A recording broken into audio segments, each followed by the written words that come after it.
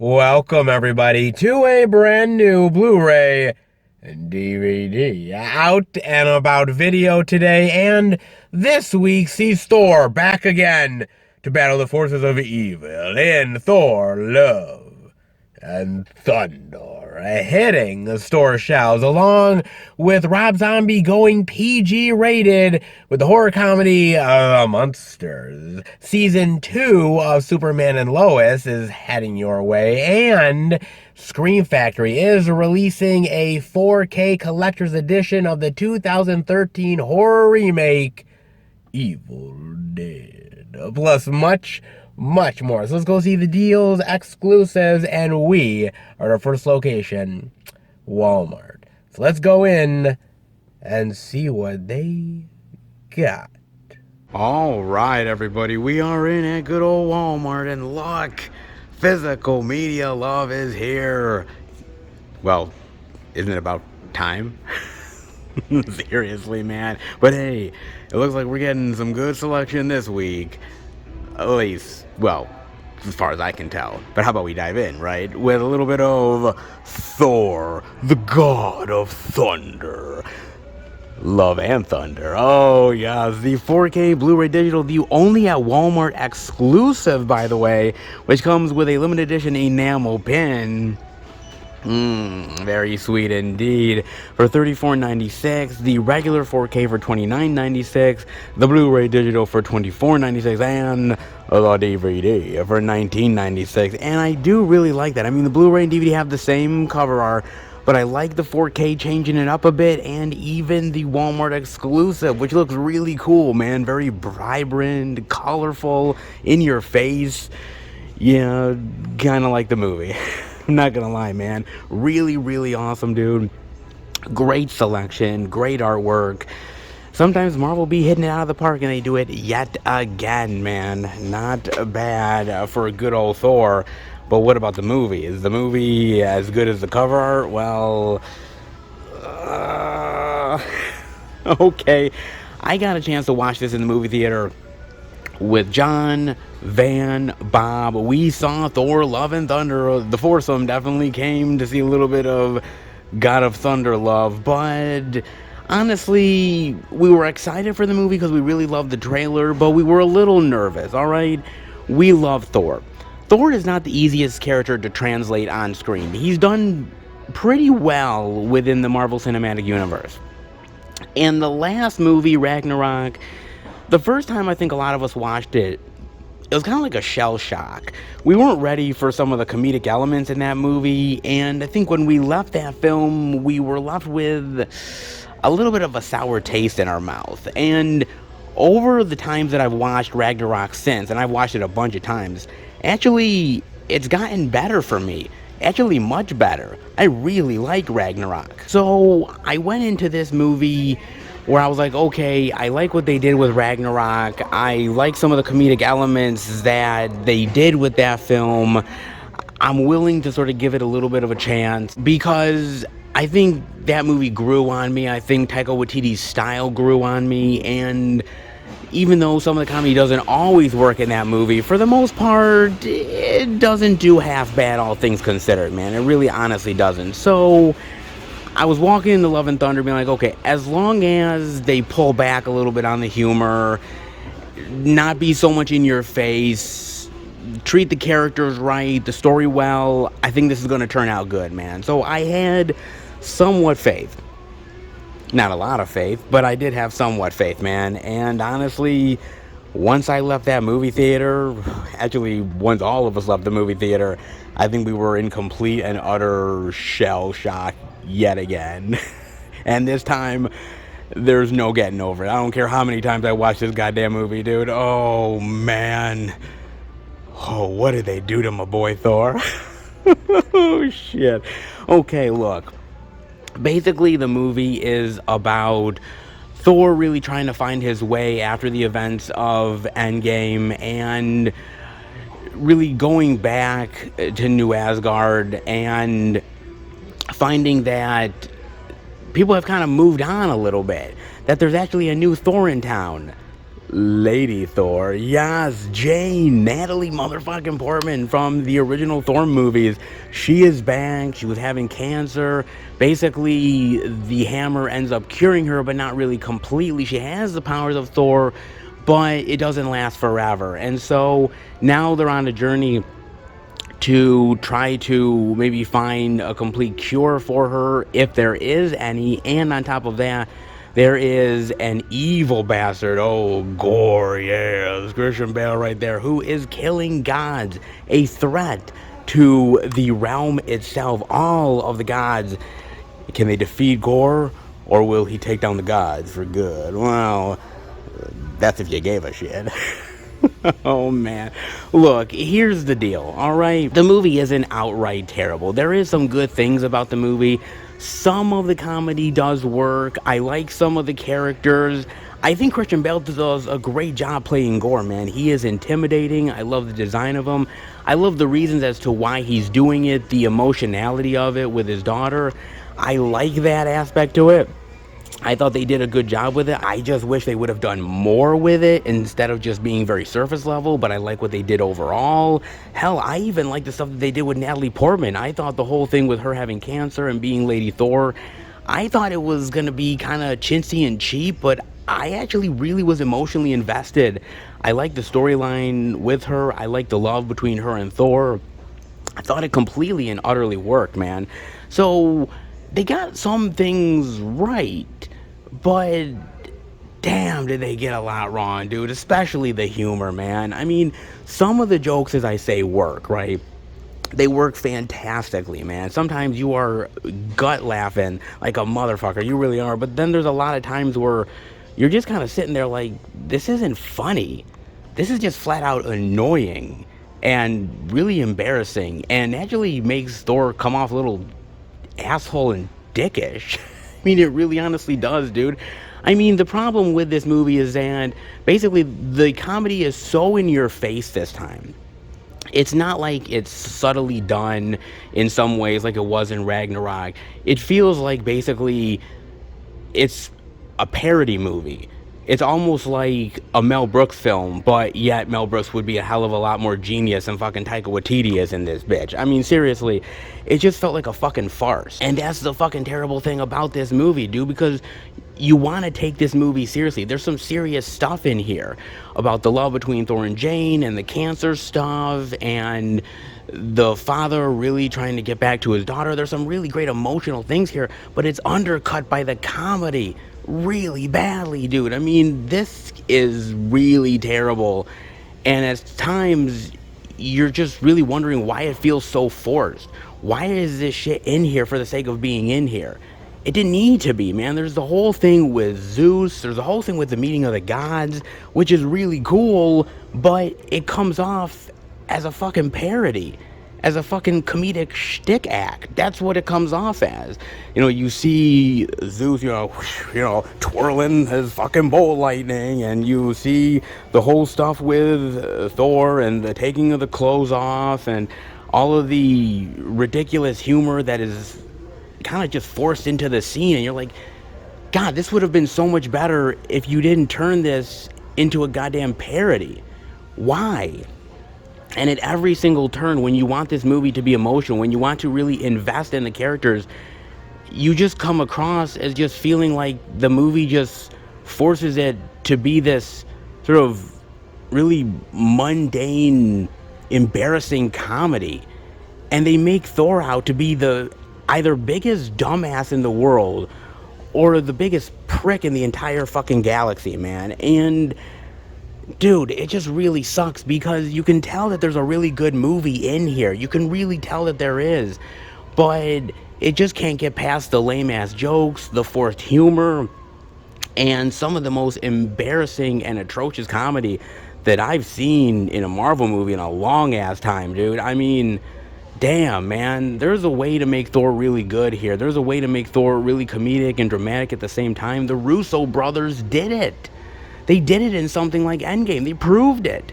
But Taika Waititi just went back to the same old shtick, but even more of it. and it just doesn't work, man. It's a goddamn shame because, again, everybody is really giving it their all. The visuals are really cool. You have a potentially really great villain, but it's just undercut by really shitty comedy and undercooked characters, and unfortunately the storyline gives way to really terrible comedy that just doesn't work. It's a fucking shame, dude. It really honestly is. This could have been so wonderful, so amazing to see Thor carry on in the realm of the MCU going forward with every new character that is presented in the MCU. To see somebody stable like Thor really still around and really still kicking ass, it's a pleasure to see it.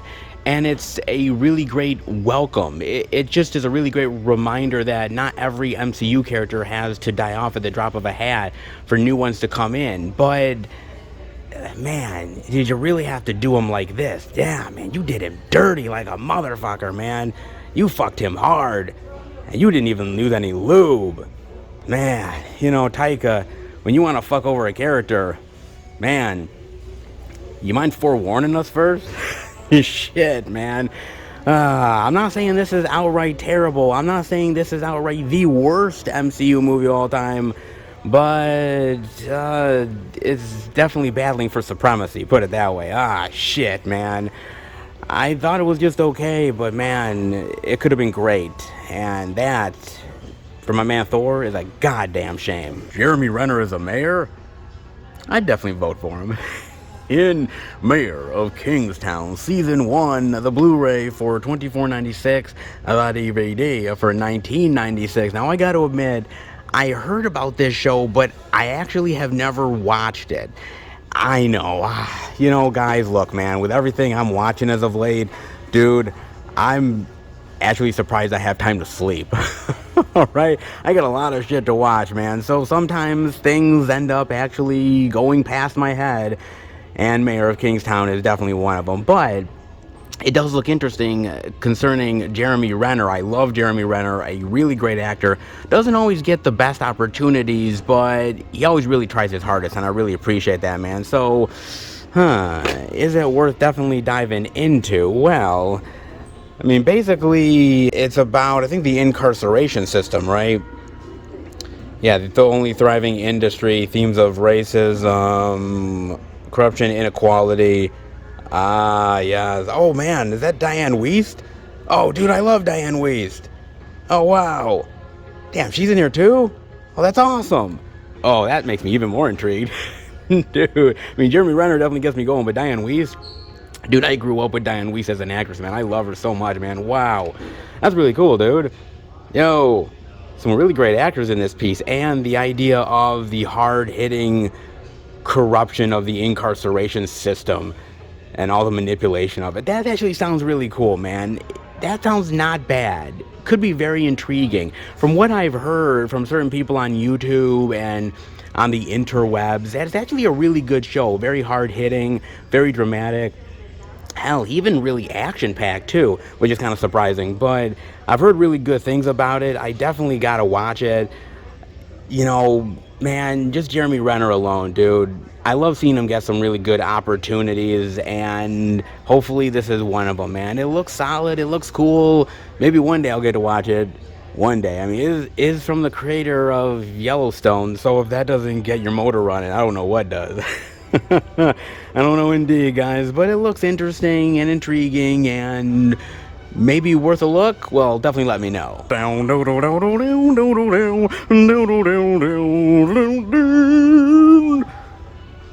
The Munsters. Oh, yeah.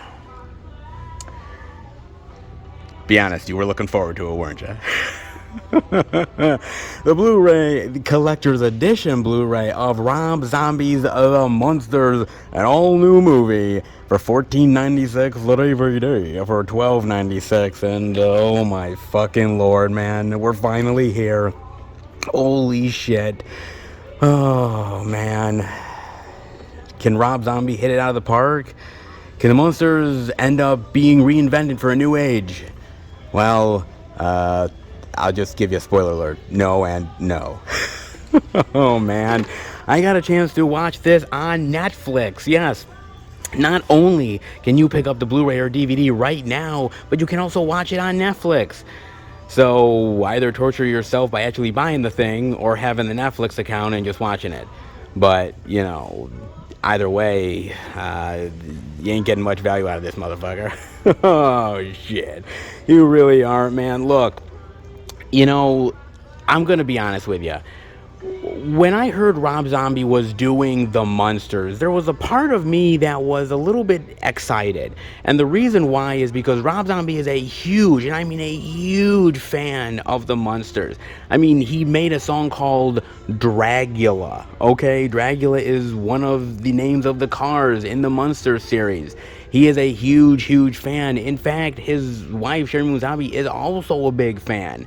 So the fact that Universal gave Rob Zombie the keys to the Munsters castle to do this, seeing as how he's a big fan, I thought, okay, you know, I don't love Rob Zombie. All right, I have problems with him. But I thought a huge fanboy like this is going to really honor this series, hopefully in a really great way. And then I saw the trailer. And then, yeah. Oh my god. Oh Lord, dude, that trailer, man. Goddamn, dude. I was like, wow, this is where the money was spent. Okay, man. I don't know what Ponzi scheme he was doing, but damn, man, I hope the money was worth it. I mean, shit. But the trailer was really hated by everybody, including myself, and there's not much redeeming value in that trailer at all. And so something that was a mild curiosity for everybody really became just a punching bag, and there was no way to turn it around unless you actually saw the movie and maybe it ended up redeeming itself, right? Trailers can be good or bad, but it's the movie at the end of the day that really counts, right? So have at it. Well, yeah, here's the deal, guys. Basically, this is a prequel of the Munsters, how Lily and Herman ended up getting together and all of the hijinks that follow, right? But there's like a lot of other side plot bullshit stuff that's going on along the way that literally makes no fucking sense. And you're kind of like, okay, why did this need to be in here? Well, who gives a shit? It's Rob Zombie. He just throws shit in there for the sake of throwing shit in there, because why the fuck not? I mean, seriously, man. But when you break it down, it's supposed to be a love story between Lily and Herman. The problem is, none of it really actually ever fucking works. Ah, man, you know, this is a real embarrassment of a movie, dude. I tried to give it the benefit of the doubt, and at every single turn, Rob Zombie was proving me right, dude, and it's just a goddamn shame. Now, this movie is not a complete and utter total 100% loss. There is some decent things in the movie. I mean, some of the lighting effects are not half bad. Some of the cinematography is, okay. Some of the performances are actually pretty decent. I mean, Daniel Roebuck, who plays Grandpa, he's one of the best things of this movie, dude. In fact, I actually really love him playing Grandpa. I think he's really humorous, mischievous. I really love the way he plays the character. And God, I'm gonna be honest, I mean, even Sherry Moon Zombie, she's not terrible in the movie. She's not great, okay? I mean, she's definitely coming off as somebody who's trying to cosplay as Lily Munster, okay? But was she as bad as I thought she was gonna be? No. Does that actually make it any better? Probably not, but it is what it is at this point. I mean, I'm not gonna lie. I mean, geez. I mean, compared to how bad she's been in other movies, this is actually a bright spot. Then again, that ain't saying a hell of a lot. I mean, even Jeff Daniel Phillips here, okay, he really comes off the worst out of all of them. He really does, man. I mean, dude, talk about a complete pissing on Fred Gwynn's legacy of the Munsters, dude. This guy, I mean, I'm sure he's a decent actor, but he just doesn't fit the Herman Munster that I know and love. I mean, you can do a varying difference between the two people and the characters and making it your own. That's fine. But he just comes off as annoying, he comes off as grating, and his voice sounds like this. And I'm like, Oh my god. What does Lily find in him that's attractive? The one thing that, warms her cold, dead heart. Yeah, I don't know what she sees in it, but then again, neither does Grandpa. Oh, Lord. Look, man, yeah, his performance comes off really weak sauce, but then again, the makeup effects are okay at moments, I suppose, but dude, after that, you're just complaining like a mofo. I mean, everything else is just really crappy, really terrible, and just embarrassing. Whether it's the writing, which, dude, I mean, no wonder the actors had a hard time trying to connect with this dialogue or even making it work. Because Rob Zombie can't even make this shit work, and he's the fucking writer. Dude, he's terrible at this. And don't even get me started on the directing. Dude, the whole movie looks amateurish and cheap as shit. I don't know how much this movie cost. I really have no idea.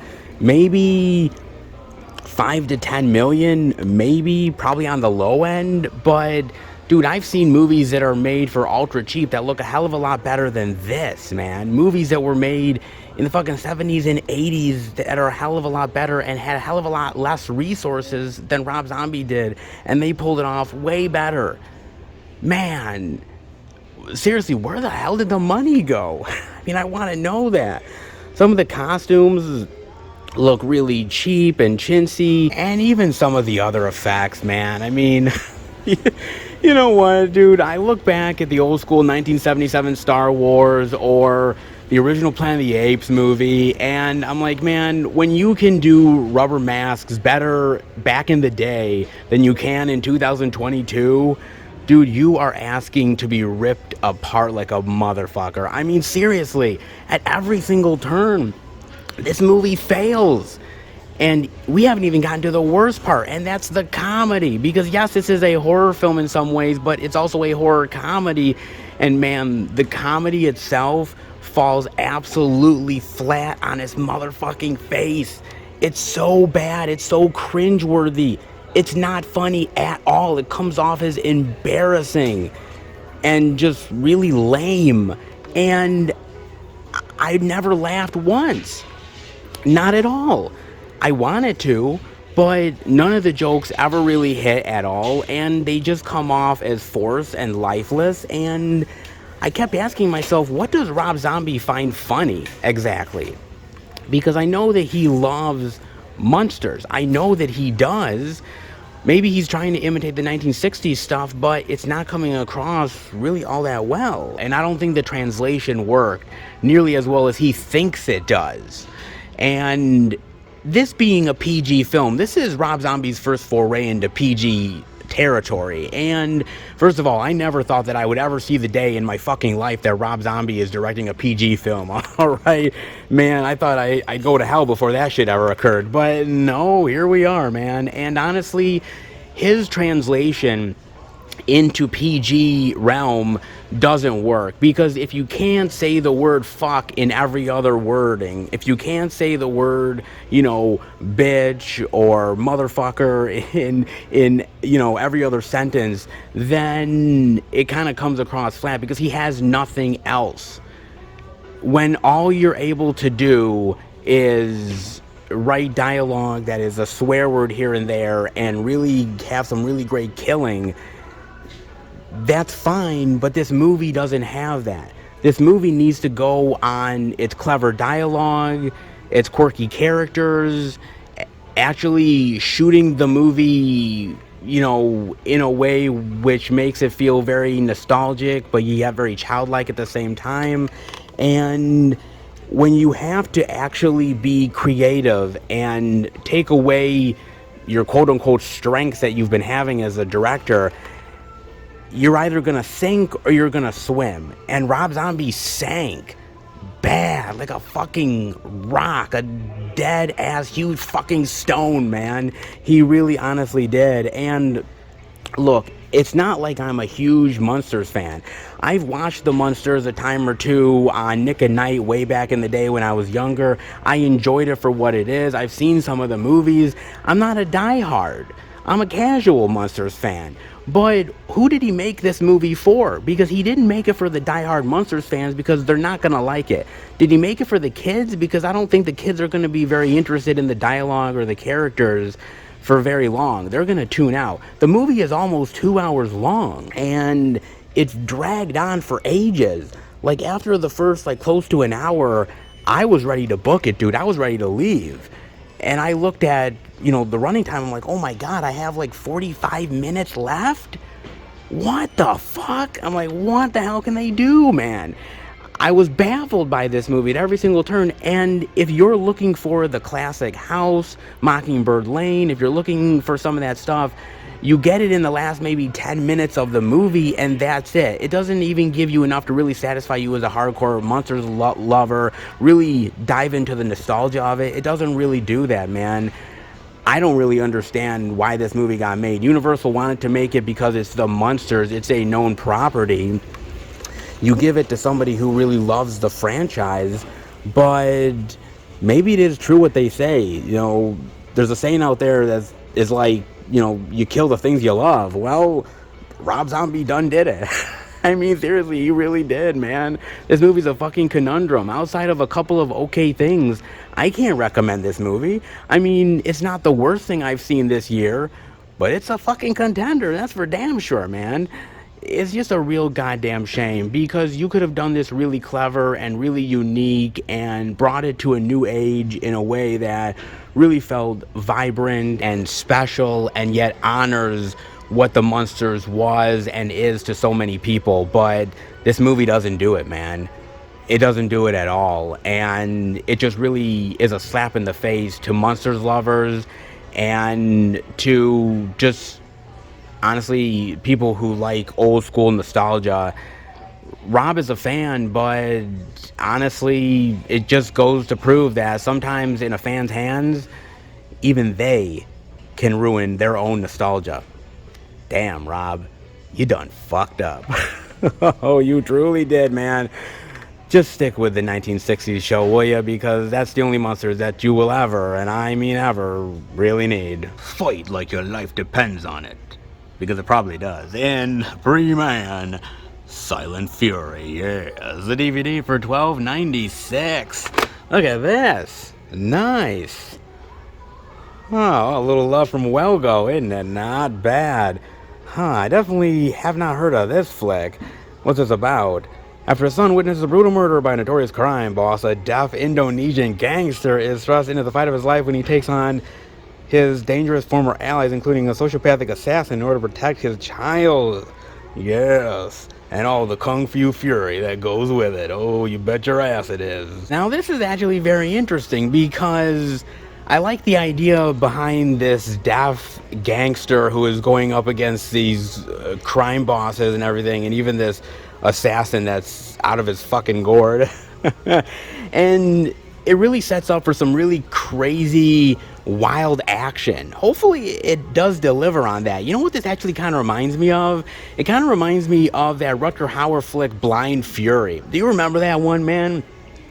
From like the late 80s, early 90s, somewhere around there. Dude, that's a great flick, man. I mean, he wasn't deaf, he was blind, but, still does the trick. But, I mean, that's a fun movie, man. It's not exactly the most hardcore kung fu flick ever. This is actually probably much more serious than Blind Fury is. But it looks kind of entertaining, man. Some really kick-ass people with kick-ass moves beating the shit out of each other. Man, who doesn't like that shit? I mean, seriously, it could be interesting. Can't say I like everything that Welgo does, but, I mean, I'm willing to give him a chance. Then again, not every kung fu movie is all that good. Trust me, as somebody who is an old fan of a lot of those old school action flicks, the Jean-Claude Van Damme ones, the Steven Seagal ones, the Jackie Chan ones, and I can go on and on, they are king. Some of the new shit, even though it's good, can never hold a candle to the old shit.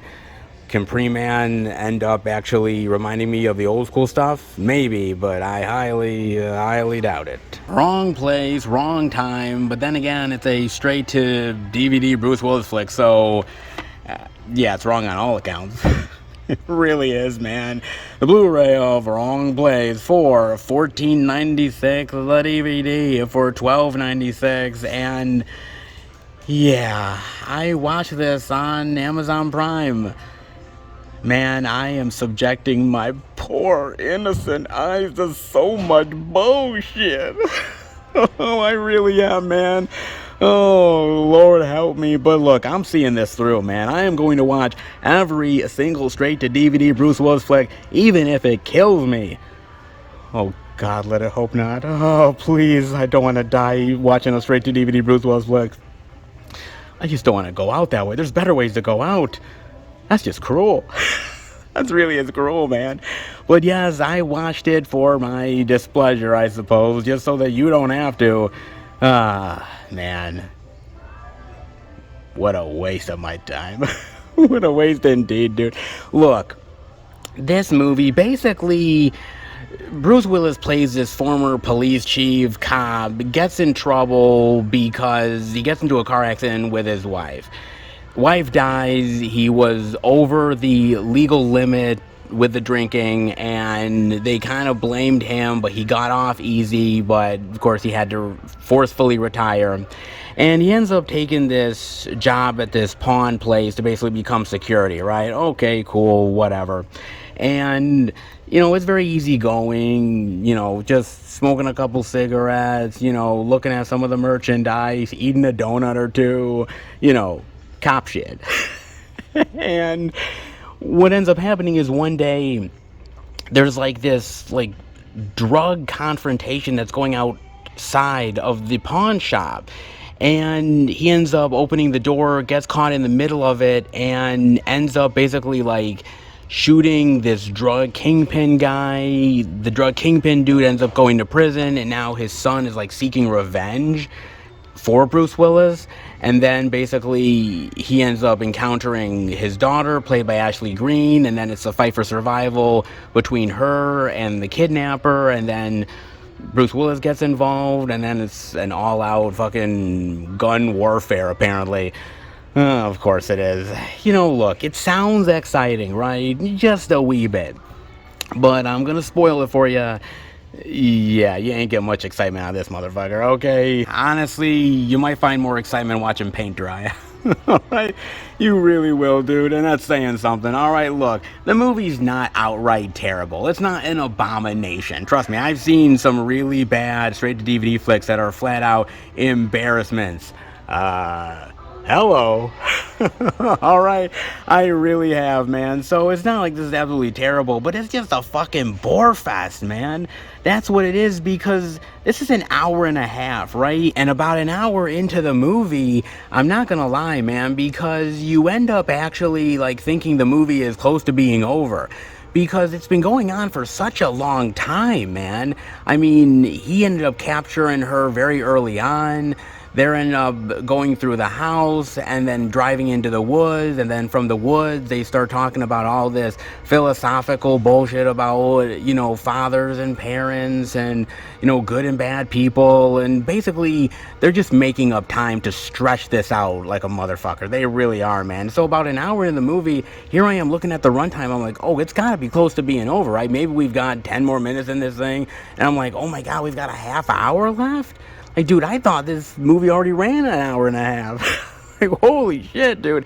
It is slow, and it is mundane, and it is boring, dude. And honestly, there's not really even much action in this flick. There's one okay, decent action scene towards the end of the film, but that's really all you get, man.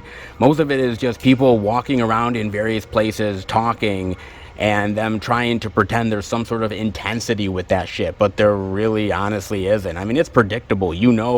She's gonna survive. The bad guy's gonna get caught or killed at the end. I mean, there's really not much tension at all.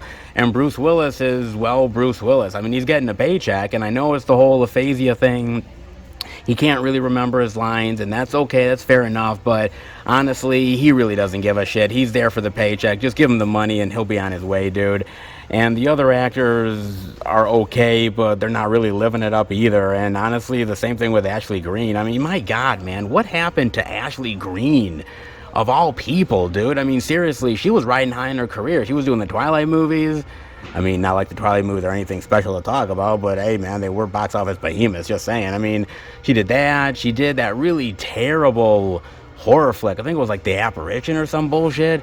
Man, that movie's fucking god-awful. But then she also did Burying the Axe, which is actually a pretty good flick with Anton Yelchin. So she's not bad. She was riding high in her career, but now all she's doing is these straight-to-DVD bullshit flicks, man. And honestly, this ain't gonna be high on the resume. Just saying. I mean, Ashley Greene's alright in the movie, but she's barely got anything to do, and all she is there to do is basically be the damsel in distress. That's all she is, man. I mean, she gets a few moments where she sort of kicks the bad guy in the groin and runs away. Yay, like every fucking heroine in the world. I mean, but she ain't got much to do, dude. And honestly, all this movie is just basically treading water for almost an hour and a half, man. It's just a fucking bore fest, and it's mundane. And dude, if you fall asleep during this movie, I can't quite say I blame you, because I almost fucking did, dude. Damn, man. It's not an outright embarrassment, but it's just really fucking mundane as a motherfucker, and that don't help matters none. But then again, it's from the producers of The Irishman and Lone Survivor, but that don't mean shit, okay? That honestly does not mean crap. Just because you ended up producing good flicks doesn't mean this one's gonna be aces. Just saying, if your next one that you produce is a straight-to-DVD Bruce Willis flick, yeah, you ain't shit, bro. Just saying. Yet another mundane, straight-to-DVD Bruce Willis flick, but honestly, what were you really expecting? But then again, you could be really stupid characters trying to evade a really massive man-eating shark. God knows we've seen that one a time or two, haven't we? In The Reef stock, the DVD for $9.96. Yet another killer shark movie. My God, man. They are literally breeding like fucking rabbits, aren't they? If they ain't breeding Bruce Willis DVD flicks, they sure as shit are doing it with shark movies, aren't they? Damn, man. Fucking hell. Good God, dude. I saw this on Amazon Prime. And I did it because, hey, another shark movie. Have at it. Alright? Basically, it's about this woman that really ends up seeing something very horrific. Her sister is drowned by her boyfriend, and it's really affecting her, and her friends end up really taking her away after like a year of trying to get away on this vacation thing, and they're doing some stuff in the ocean and trying to sort of take their minds off of some of the trouble shit that they've been dealing with. And Lord knows what they actually encounter is not actually fun. It wants to eat you, and that is the killer shark right there. Oh, look at that. Let me tell you something. She better put some Grey Poupon on her, because he's about to eat her like a motherfucker. He really is, dude. You know, look, the movie is alright. I like the idea of this woman going through the trauma and having to relive yet another trauma at the same time and trying to survive that. The idea of survival, kill or be killed, I like that idea. I actually like her story. She's sympathetic. I really connected with her. The problem is everything else around her, because the other characters you barely ever get to know. They come off as stupid, lifeless, or downright bitchy. And I'm serious. There are moments where these characters in these really crazy scenarios end up coming off as complete dickheads. And at a certain point you're like, you know what, dude, if you're gonna act like that, I just hope you're fucking chum at this point. Like, I really have no interest in you staying around for the sake of staying around. I'd rather you just get eaten by the shark. That way there's one less character to give a shit about. I mean, that's the one thing that got me about this movie, was that most of the characters are just there to be eaten or attacked. They're not there for any deep, meaningful character development other than the main chick. And that's it. And even most of the kills, you don't even really get to see them. A lot of them are off screen, or they're suggested. I mean, yeah, that's sort of the Jaws mentality and model, but Jaws did it much more suspensefully, much better than this fucking flick will ever accomplish, man. And some of the shark effects aren't exactly the hottest either. I don't know, it's an hour and a half movie. It felt really long, really dragged out, because for the most part, all you really care about are the shark attack scenes, and that's it. There's all this character drama bullshit that's going on that's trying to pad the film out to make it an hour and a half, but you really don't give a shit about that, man. You just care about the shark and whether it's going to eat the people or not, and the survival aspect to it. There's moments of tension, but it is few and far between. It's yet another one of those shark movies that honestly fails to really make any kind of heavy impact whatsoever. there's some really great shark movies out there, and honestly, this one is yet another one in a long line of straight to DVD shark movies that honestly you could just literally use for chum, because that's all it's ever really good for. Some cheerleaders just need to fucking die. Oh, speaking of which, bring it on. Cheer or Die. The DVD for $12.96. Oh my god, man. Yet another fucking Bring It On movie? Jeez. Man. Okay, so here's the deal. If they're not making straight to DVD Bruce Willis flicks, and if they're not making straight to DVD shark movies, well, next best thing? Oh, yeah, man. I think this is the 7th movie in the franchise. I'm not even shitting you, man. I think this is number 7. Holy shit. Who the hell needed 7 Bring It On movies? Jeez, I like the first one, but that's all I really ever fucking needed. I didn't need a hell of a lot more sequels. It just felt kind of repetitive after the first one. Am I right? Like, holy hell, man. Yet we have another one, Cheer or Die, and I believe this is the first horror movie within the franchise. Jeez, and it only took 7 movies, huh? Oh, man. Oh, what is this about? When Abby and her Diablo's teammates are forbidden from doing any risky cheer stunts by their overly cautious school, of course, they fear that they will be laughed out of the upcoming regional cheer competition. Oh, hell no, that can't happen. The squad comes up with a plan to choreograph a winning routine in secret. Shh. Tell nobody, man. Once at the school to rehearse, one by one the cheerleaders begin to disappear. Oh shit. By the time that they realize they're locked inside with a killer, it may be too late for any of them to survive. They must use their skills to fight off a killer. One by one, cheer or die. Oh yes. Either cheer or die to the death. Something tells me die to the death sounds really good. Indeed it does. Oh man. So I'm assuming this is like one of those like horror comedies where there's really ditzy cheerleaders and really ditzy jocks and all the hilariousness of them sort of dying off, and the clueless kids try to figure out who's the killer and who's stalking them, and they're gonna have to survive and, you know, kill or be killed type of scenario. Yeah. I've seen it a time or two. It's nothing new to me, man. It's the same old garbage bullshit, man. I don't know. It seems interesting. Probably maybe a little bit fun, maybe. But honestly, man, who was asking for this? I mean, really. Was any of you out there really asking for another Bring It On movie? I mean, it's cool that it's a horror flick. It kind of spices it up a little bit, changes the flavor somewhat. It's the same old Bring It On, you know, high school drama bullshit, just in a horror form, which honestly, we've seen these type of movies a time or two, and those ones are a little bit better than this is. Just honestly saying, man. Hopefully the killer looks kind of cool. Hopefully the kills are kind of interesting, and hopefully the dumb cheerleaders die in interesting ways. Gee, I hope. Oh man, is this even worth it? Something tells me it really isn't, but definitely let me know what you guys think. Something tells me not so much, man. Oh, God. Another Bring It On movie that I really did not need in my life. But then again, I don't think any of us really did. Unless you really love the Bring It On franchise. Unless you really, really love this shit. Yeah, probably something that, honestly, pay no mind to. Indeed. But honestly, the physical media is definitely something to pay attention to, and it was absolutely wonderful, man. Can't say it is every single week here at Walmart, but this week definitely was in a big bad way, and I definitely appreciate it. Let's head out. Well, who'd have thought that Walmart would pull out the stops for the physical media love this week? Definitely not me. I'm the one that comes here every single week. Honestly, that's not normal. All right, it's really not, dude. I come in here every week expecting disappointment because that's what I usually get, okay? I don't get good physical media weeks here at this Walmart, all right? This is more of the exception than actually the normal routine, all right? I wish it was normal, but honestly, if you've been watching the videos enough, you know.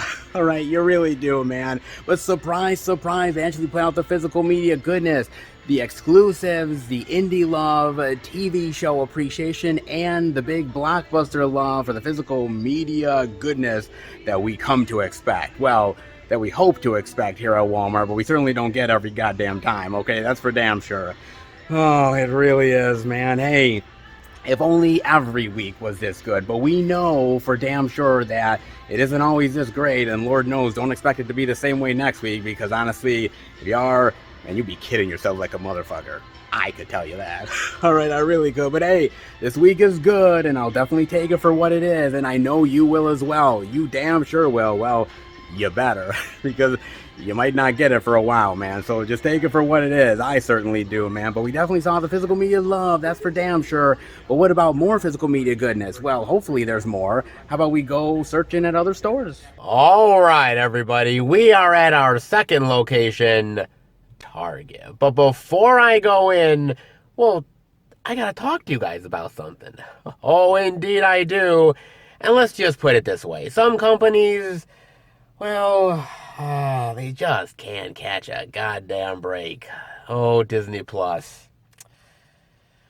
What did you do this time? Oh, what did you do indeed, baby? From CBR, Disney Plus slammed by parents group for adding R-rated movies. Oh my God, it's the end of the world. Let's dive in, shall we? Although the Disney Plus premieres of Deadpool, Deadpool 2, and Logan were celebrated by many fans, the movie drew sharp criticism from a conservative media advocacy group.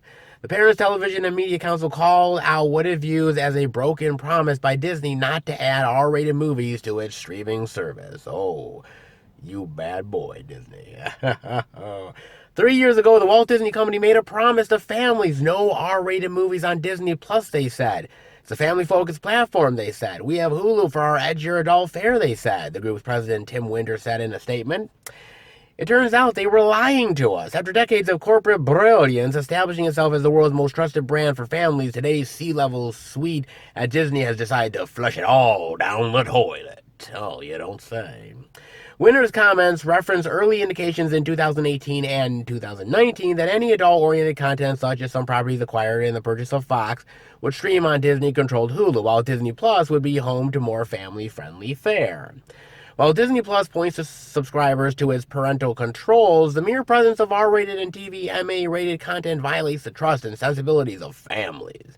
What took decades to build is now taking mere months to erase. Oh, you don't say. The PTC previously criticized Disney Plus in March for adding Marvel's former Netflix series Daredevil, Jessica Jones, Luke Cage, Iron Fist, The Defenders, and The Punisher to its lineup.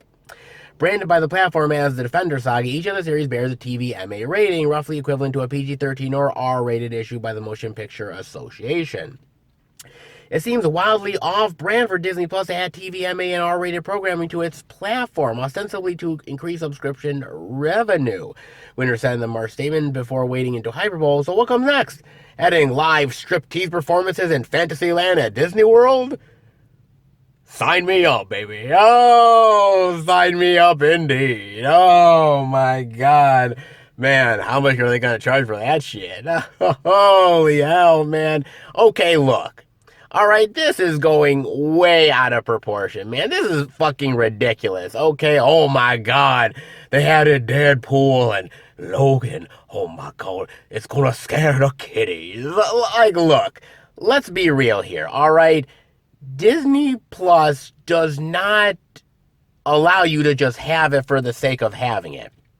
So when they added all of the Netflix shows and a couple other things, what they ended up doing is actually giving you the option to have them on your service or not. If you have them on your service, what they do is basically you need a password to get into Disney Plus in order to access the service, because of the R-rated content that they have now on it.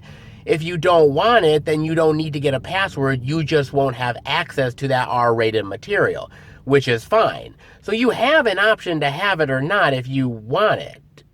And if you don't, well, you don't need to have it. It's pretty fucking simple, man. Of course, they fail to actually say that in the article. I mean, look, here's the truth of it.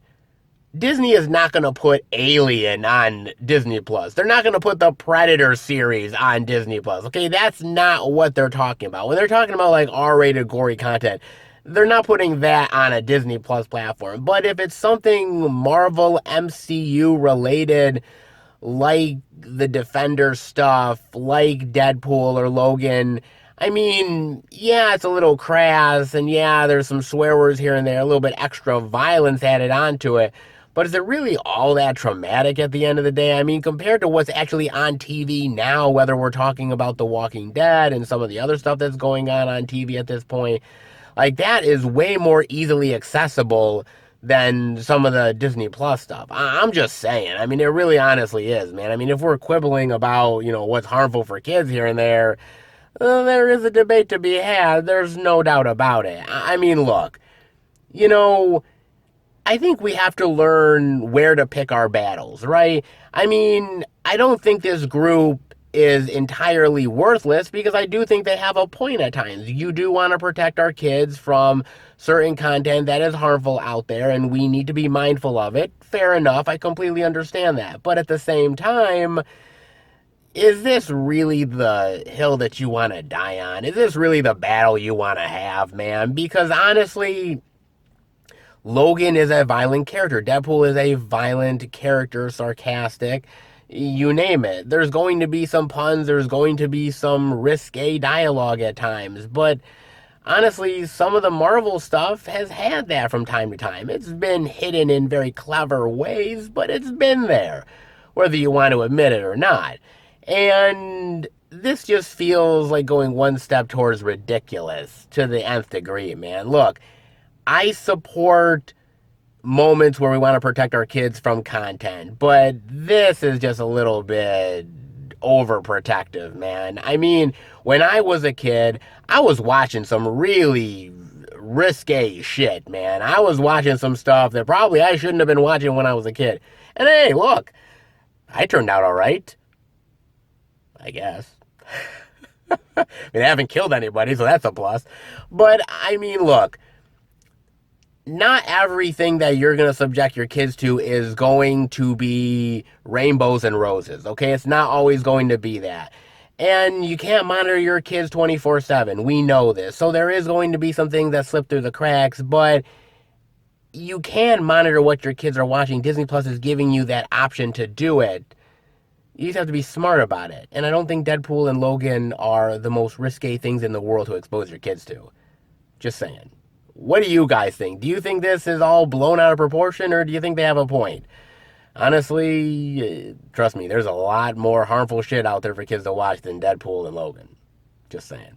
Let me know what you guys think about that, guys. But in the meantime, hey, Walmart had the goodies this week. They actually pulled it off, man. Not half bad for good old Walmart. But what about Target? Well, I suppose we should go in and check it out.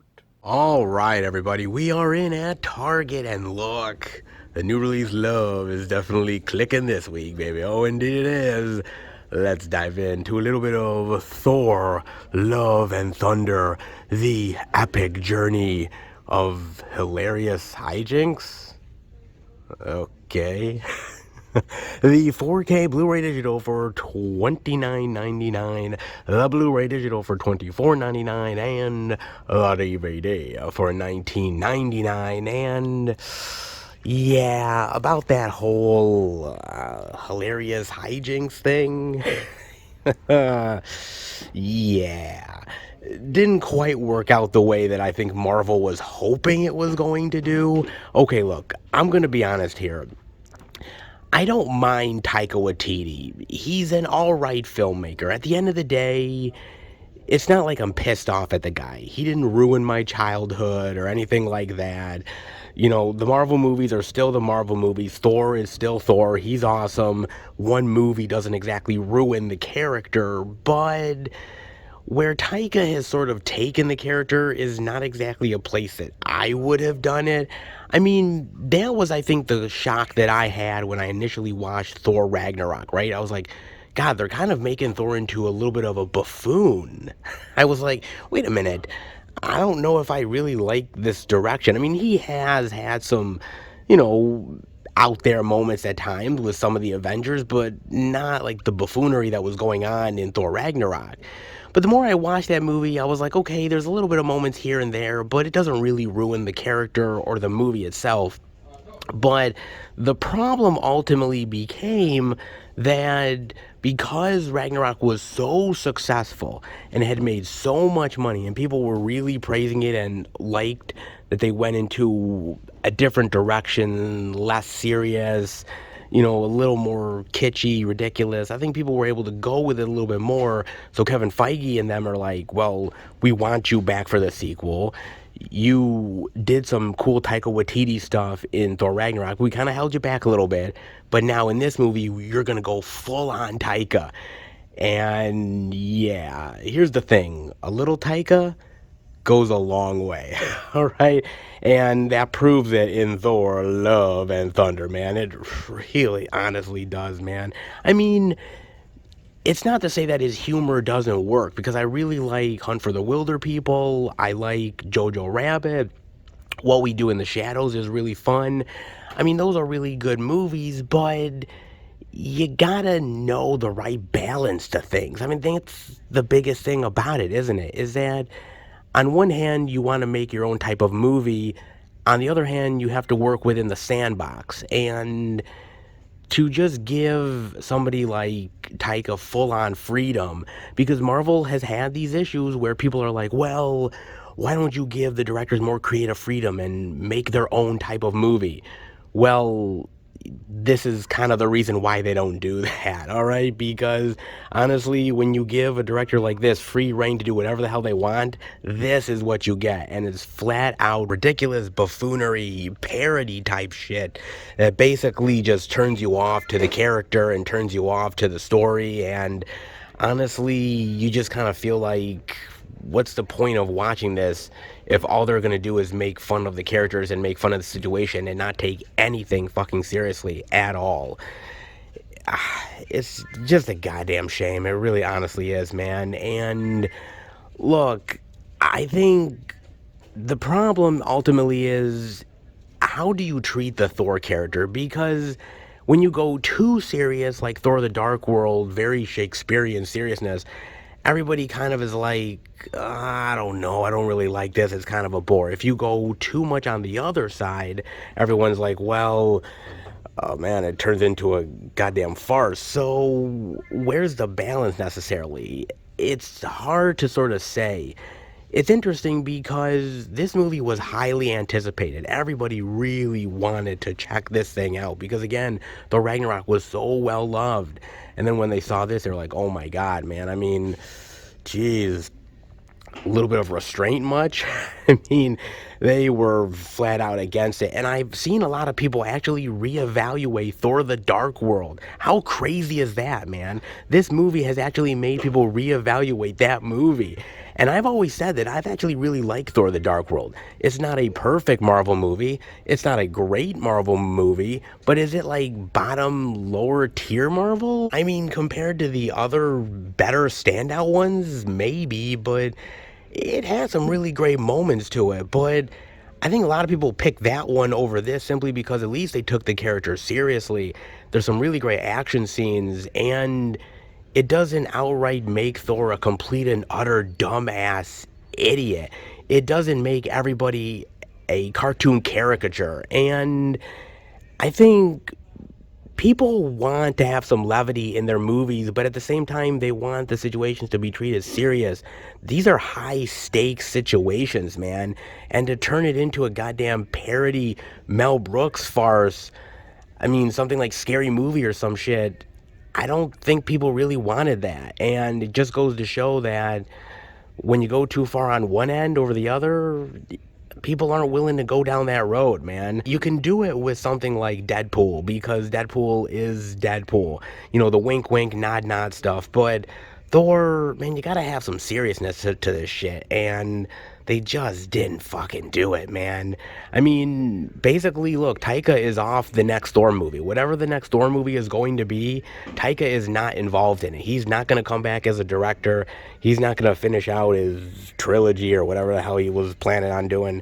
He's just not going to do it, man. And honestly, I'm really thankful for it. I really am, dude. I mean, look, like I said, I'm interested to see where Taika goes with his career, the movies that he's going to make, but I think he said all he can say for Thor. I think he's kind of made Thor an embarrassment, and he's kind of made him one of these farce characters that you can't really take seriously anymore. And so I want to see the next Thor movie be a little bit more serious. I don't mind levity, I don't mind jokes, but I don't want to see this type of Thor anymore. Let's do something different. Let's do something a little bit more unique. Let's take it a little bit more serious. You can do all the fun stuff, but actually make it a movie that's actually worth investing your time into, not a movie that's turned into an absolute Zucker Brothers farce, man. And that is what this has become. Thor was a great character. Actually, still is. But with this movie, yeah, not so much. Rob Zombie and the Munsters go together like peanut butter and dog shit? Well, if you've seen the movie, you know. In The Munsters, the Blu-ray collector's edition for $14.99. Oh, man. Oh, God. All right, look, I'm going to be honest here. I really do like Rob Zombie. I do, man. I mean, I grew up listening to the music, White Zombie, his solo stuff. I've seen a lot of the concert footage on YouTube. The guy puts on a spectacular show, man. The guy is one hell of a showman. Truly one of the best rockers out there still to this day. The problem is, yeah, outside of a couple of examples, he really can't make a good movie to save his fucking life, man. And that's honestly the truth. Sheesh. I mean, it is quite sad when you think about it. I mean, look, I will continue to this day defending House of a Thousand Corpses like you wouldn't believe. I think it's a good movie. Yeah, is it not the best horror movie of the modern age? Yeah, I'll agree with you. But it's got some really great characters. It's got some really great killer moments to it. Yeah, it has its sort of shtick, but I thought to myself, I'm like, you know what, look, it's Rob Zombie. He's a first-time filmmaker making his first movie, first horror experience. I cut the guy a little bit of slack, right? I kind of did. And then when I saw The Devil's Rejects, which I saw in the movie theaters back in 2005, yeah, I'm that fucking old, man. Seriously, God, I really don't like to admit that, but it is the truth, dude. And I thought, wow, okay, you know, the first effort had its charm, had its letdowns, but still really solid. The second one, absolute masterpiece. I'm thinking, okay, Rob, you've got this, man. You are going to be one of the new voices in horror. You're going to change the genre, baby. And then, yeah, the slow and steady decline of Rob Zombie started. Oh, man, whether we're talking about Lords of Salem, 31, and so on and so forth, the Halloween films, jeez, don't get me fucking started, bro. Seriously, man. I mean, I remember watching the Halloween films, well, the first one in the movie theater. I saw that one, and I remember thinking to myself, what the fuck am I watching here, man? I mean, I knew he was going to do something different. It wasn't going to be a straight up redo of everything Carpenter did, but I'm like, Michael Myers is like part of this abusive redneck home, and that's why he's the way he is. And I didn't really like how they made the character, or all these other characters are absolute complete and utter scumbags. I'm like, how can you root for anybody in this goddamn thing? I was like, I didn't really like it, man. Thought it was really kind of a departure from what I was hoping it was gonna do. And then Halloween 2, I remember John giving me like a burnt DVD copy of it, and he's like, dude, you are in for some shit. And I was like, what? What is this gonna be? And then I remember popping it in and watching it, and I'm like, wow, this is so far removed from anything Halloween. It's like seeing his dead mother on this white horse, and he's now like a homeless grungy dude. Like, what the fuck is going on with this goddamn thing, man? It was so weird and bizarre, and I'm like, dude, you went way out of left field with this bitch. I'm like, wow, man. I mean, and I like some really out there Halloween movies like The Curse of Michael Myers. So, man, the fact that you went even crazier over the deep end, weirder shit than that, man, that's an accomplishment in and of itself. It really is, dude. But then I was like, okay, those are what they are, right? You know, working in sort of the remake thing, maybe he's not for that, right? Maybe he's meant to do original work. And then watching Lords of Salem, dude, I was in the movie theater with John and Bob watching Lords of Salem, and I don't know whether it was intentional or not, but we were laughing our ass off. I think everybody in the movie theater was. There was that one moment where the weird chicken wing demon, whatever the fuck that thing was, is impregnating Sherry Moon's zombie with its hands that are made out of dildos or something, and like everybody in the movie theater fucking started to laugh hysterically, man. They were on the fucking floor. We're like, what the fuck is this? This is some terrible shit.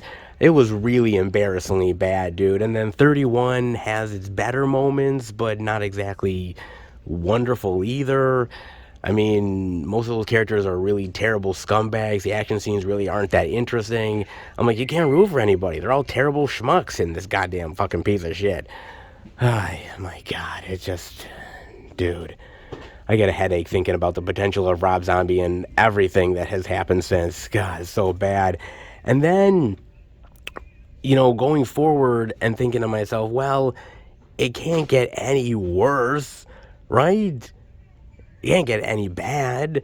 And then we get this. I mean, mind you, look, I do like 3 from Hell. It has its moments. It's not as good as House of 1,000 Corpses or The Devil's Rejects, but I do think it's better. At least there's somewhat likable characters. There's an interesting story. You know, I can kind of get behind some of the characters because I've known them from previous films, so at least he has that kind of going for him.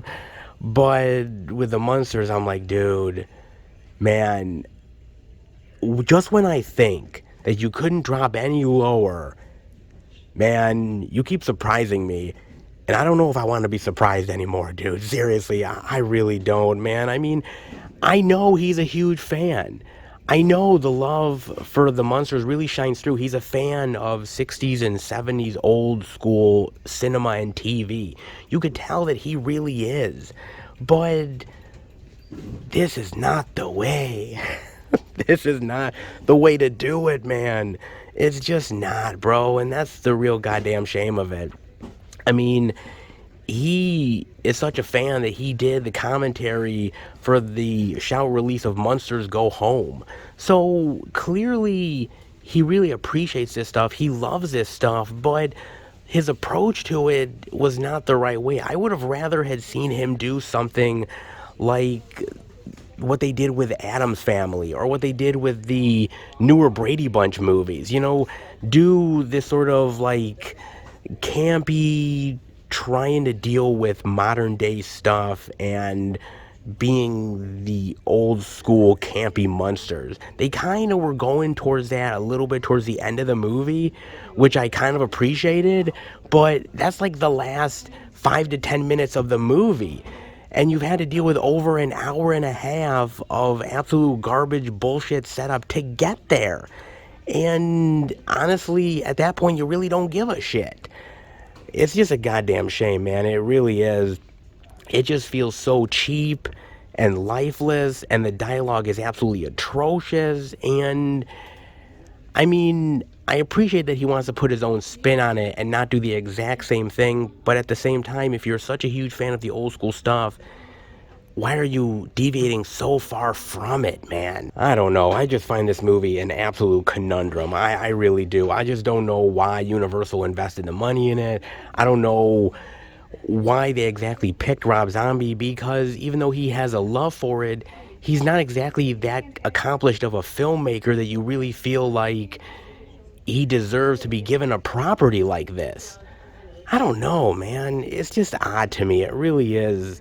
And look, some directors can really thrive in a PG realm. Rob can't do it, dude. He is somebody who is blood, guts, swear word, gore guy. And when you give him restraints like this, some filmmakers are able to flourish and some are floundering. And Rob, well, he flounders like a motherfucker really goddamn badly, man. He truly does. Look, Am I looking forward to what Rob does next? No, not exactly, because Lord knows I've dealt with enough disappointment with Rob Zombie, but it can't get any worse than Munsters, right? Right? Oh, God, I hope not. Put it this way, Rob. You've done enough movies now. You've experienced the playpen a little bit. How about you just stop while you're ahead, right? Because all this movie is, if we're being really truthful with ourselves, is a lame, glorified version of a music video. And not even a good one at that. Yeah. Boy, I miss the days of really great Rob Zombie music videos and movies. Oh boy, I wish I could go back to 2005. Up and away with Superman and Lois, the complete second season of the DVD for 1999. It's a bird, no, it's a plane, no. It's yet another Superman TV show, baby. Indeed it is, man. Now, look, I'm going to be completely honest with you. I have not seen the first season of Superman and Lois. I know I am a huge Superman fan, and I have not seen the first season yet of this show. That is a goddamn crime. It really is, dude. Put me in handcuffs right now, man. But I do want to get to it at some point. I've just kind of been waffling because there's a lot of things to watch, and I put certain things on the back burner.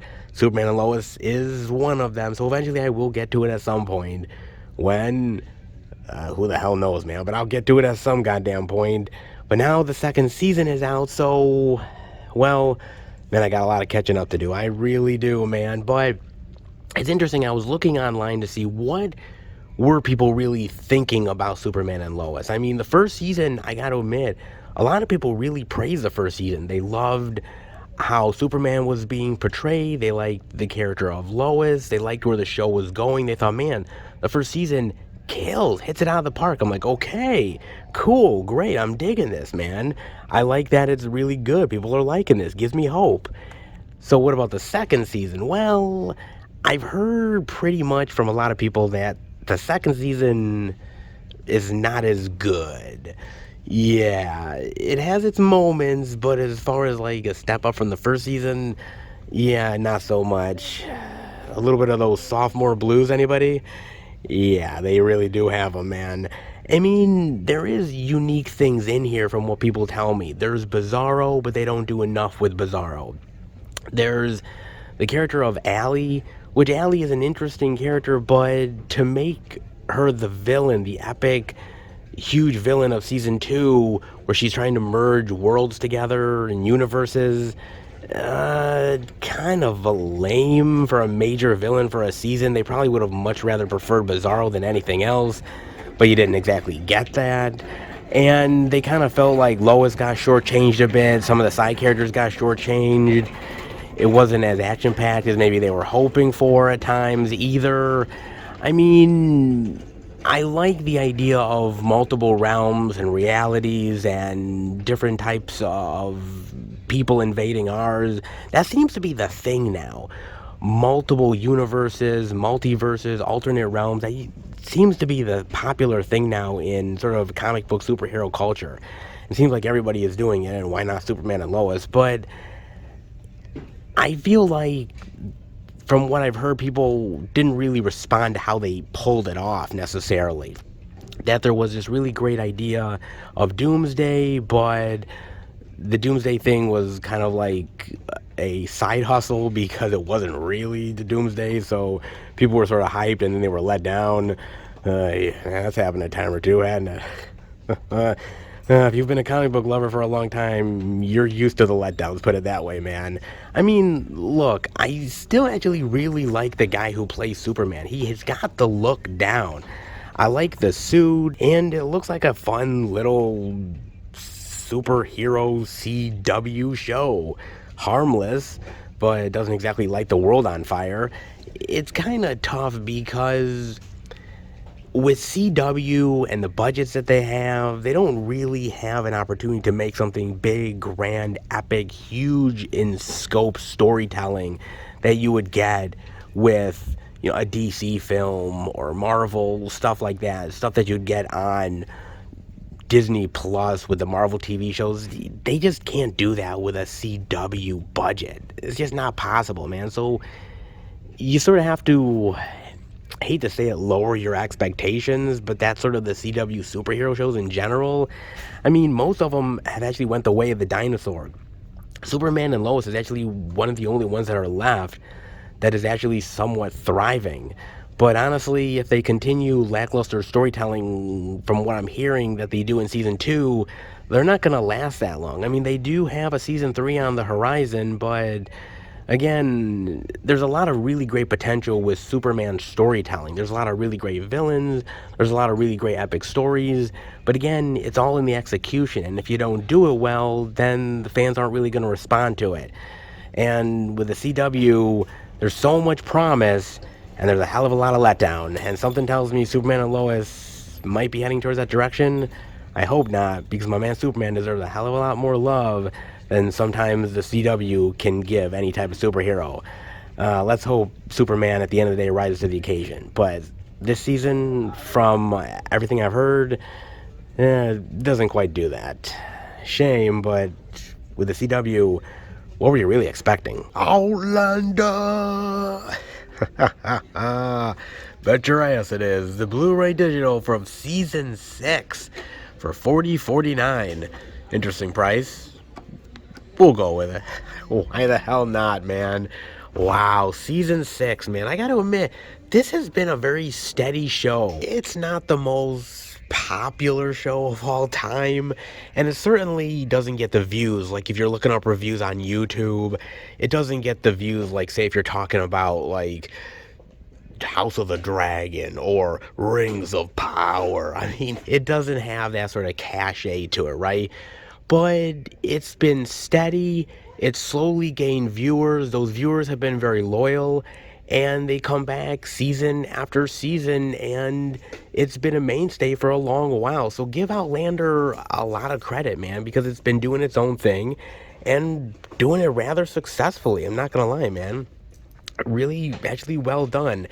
I've never watched much of the show. I've watched an episode here, I've watched an episode there. My girlfriend, however, she loves Outlander. She watches this show with her father, and apparently it's got like a lot of sex and violence to it, man.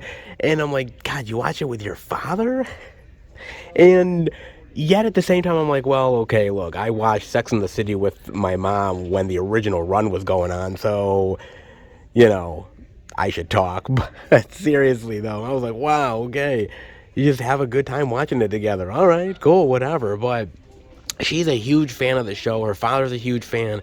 Apparently, it's based on books. I've never actually read any of the books, but it does sound kind of interesting to me. And I asked her, I said, hey, what did you think of season 6? Just, you know, being honest and everything. And she liked it. She thought it was a little lesser of a season compared to some of the previous ones. Basically, the premise is this woman, she is in some ways a time traveler. She time travels to the past in various forms and trying to make a life there and a living and trying to survive, but yet not interfere, knowing the events of the future. And it's kind of a very interesting show in that regard. Honestly, my girlfriend has really liked what they've done with the show. This season, she was a little bit, not exactly turned off, but she was like, yeah, it wasn't as good. There was the whole idea of this woman who was a witch, or supposedly a witch, and wanting her man and trying to do some sort of spell or potion about it. And then the idea that the townspeople are sort of scared of witches and they think that she's a witch and all the complications of it. She was like, it was good, could have been a bit better, but it didn't really sour her from the overall experience. She's still really looking forward to season 7, and she's looking forward to whatever stories that this series has left to tell. I mean, to be honest with you, not every season of a show is going to hit like you want it to. We'd like to think that all these seasons are going to be perfect, all the episodes are going to be fantastic, but certain seasons are more to people's liking and other seasons are to let you down a bit. As long as the journey is worth it, then that's all that really matters, right? Well, we'd like to think it does, but that isn't always the truth. Let's be real for a second, man. But I'm actually kind of curious as to where this is going to go, how it's all going to end necessarily, because it's an interesting idea of a woman who time travels to the past, knowing the events of the future, but yet not being able to really do anything about it. But could her mere presence change the course of history by itself? It's very interesting, very intriguing. I like those ideas. I'm curious as to how Outlander will go about it, but I guess I have to catch up because it'd be kind of cool to have a threesome TV night with my girlfriend, her father, and me. Yeah, that'd be fun. That'd be fun indeed. All the sex and violence. Yeah. Boy, I never thought I'd want a family TV night like that. But what the hell? Why not, man? Look, it's just a show that's just really solid, really good, and people enjoy it. And as long as you're enjoying it, let the good times roll, man. What do you think of Outlander? Good, bad, indifferent? It's a show that definitely intrigues me. A show that is worth a watch? Maybe. Definitely let me know what you guys think about that. Not bad at all, and not bad for the love at Target. The physical media love is definitely on display in a big bad way. They definitely did their due diligence this week, and damn glad for it. Not bad. Let's head out. The physical media appreciation was definitely on display in a big bad way, but then again, was there ever really any doubt? Come on, this is Target. They've been holding it down for quite a while, and they continue to do it week in and week out, and damn glad for it. I know you are as well. I'm a little shocked that they didn't have any exclusive love for Thor. I think that, like Marvel, right? They would have exclusive love. It seemed like everyone would have it, but apparently Target's like, yeah, for this Thor, I don't think so. And can't quite say I'll blame them. I can't indeed, man. But hey, they have the TV love, they have the big new release love, and a few things in between. Not half bad overall. And by the way, guys, yes, they are done with the whole rearranging of the physical media. Not that it actually lost anything necessarily. They were just rearranging for the sake of rearranging, getting in some more TV box sets and some other physical media goodies as well. So not like we were losing any space here at this Target, thank the Lord. Oh, man. I can't lose much more physical media, man. Some of these stores are damn bare as it is. To lose more would be a goddamn heartache, but thankfully this Target is safe for now. For now. Indeed. Damn glad for that, and damn glad for the physical media love. Hope you are as well, because it always makes me a very happy physical media boy, and I hope it does for you as well. Indeed. But, well, enough of all the Target goodies. There's more physical media to check out, hopefully. So let's go searching. All right, everybody. We are at our third location, the second Walmart. I'm going to go in and check out if there's any interesting titles worth showing off. If there is, I'll bring you back to Film Fan 108 HQ and show it out to each and every one of you. But before I do that, I gotta talk about a trailer with you guys. And seeing as how we're on a Marvel ride this week, how about we talk about a little bit of Fury Love? Secret Invasion Love. Oh, yes, Marvel's Secret Invasion coming to a Disney Plus account near you. Oh, yes, it is, baby. And you know what, man?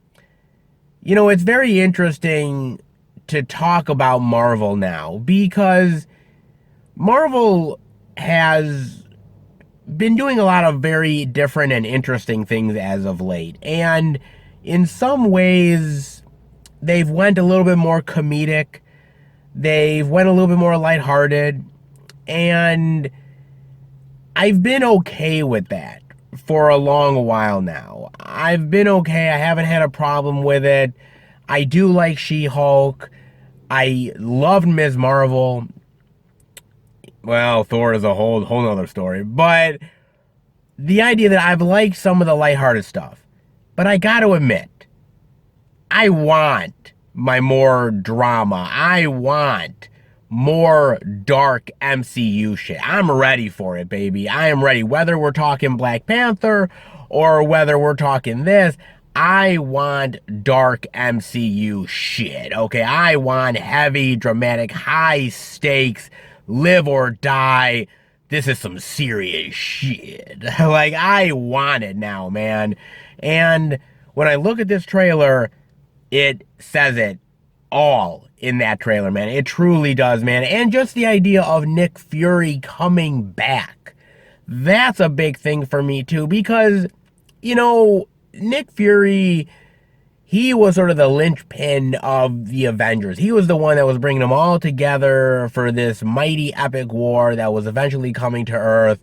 And then after a while, he wasn't really needed anymore. He was in the background, scheming here and there, doing secret shit, whatever the hell it was. And we found out, I believe in one of the Spider-Man movies, that the idea that he's actually not on Earth.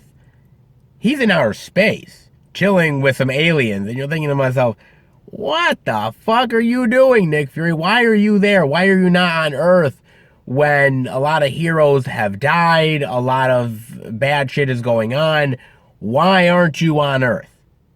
But now he's come back to Earth because it's very important. The other times, not so much, but this time, there's something on the horizon, and if it doesn't get fixed, could be the end of us all. You bet your ass it is, baby. And you know what? Look, I really love this trailer because I like the secrecy of it. I like the idea that, you know, Fury is not out here to make friends. He's out here to be a ball buster. He's out here to really be a thorn in whoever side is trying to screw the world over. And the idea that he goes to certain people like a roadie and says, hey, look, do you know your security detail? Do you know them well? What do you mean, do I know them well? Look, you will have traitors in your organization. You will have people that say that they are a certain person, but they're not. And I love that. I love the idea that there is an invasion happening.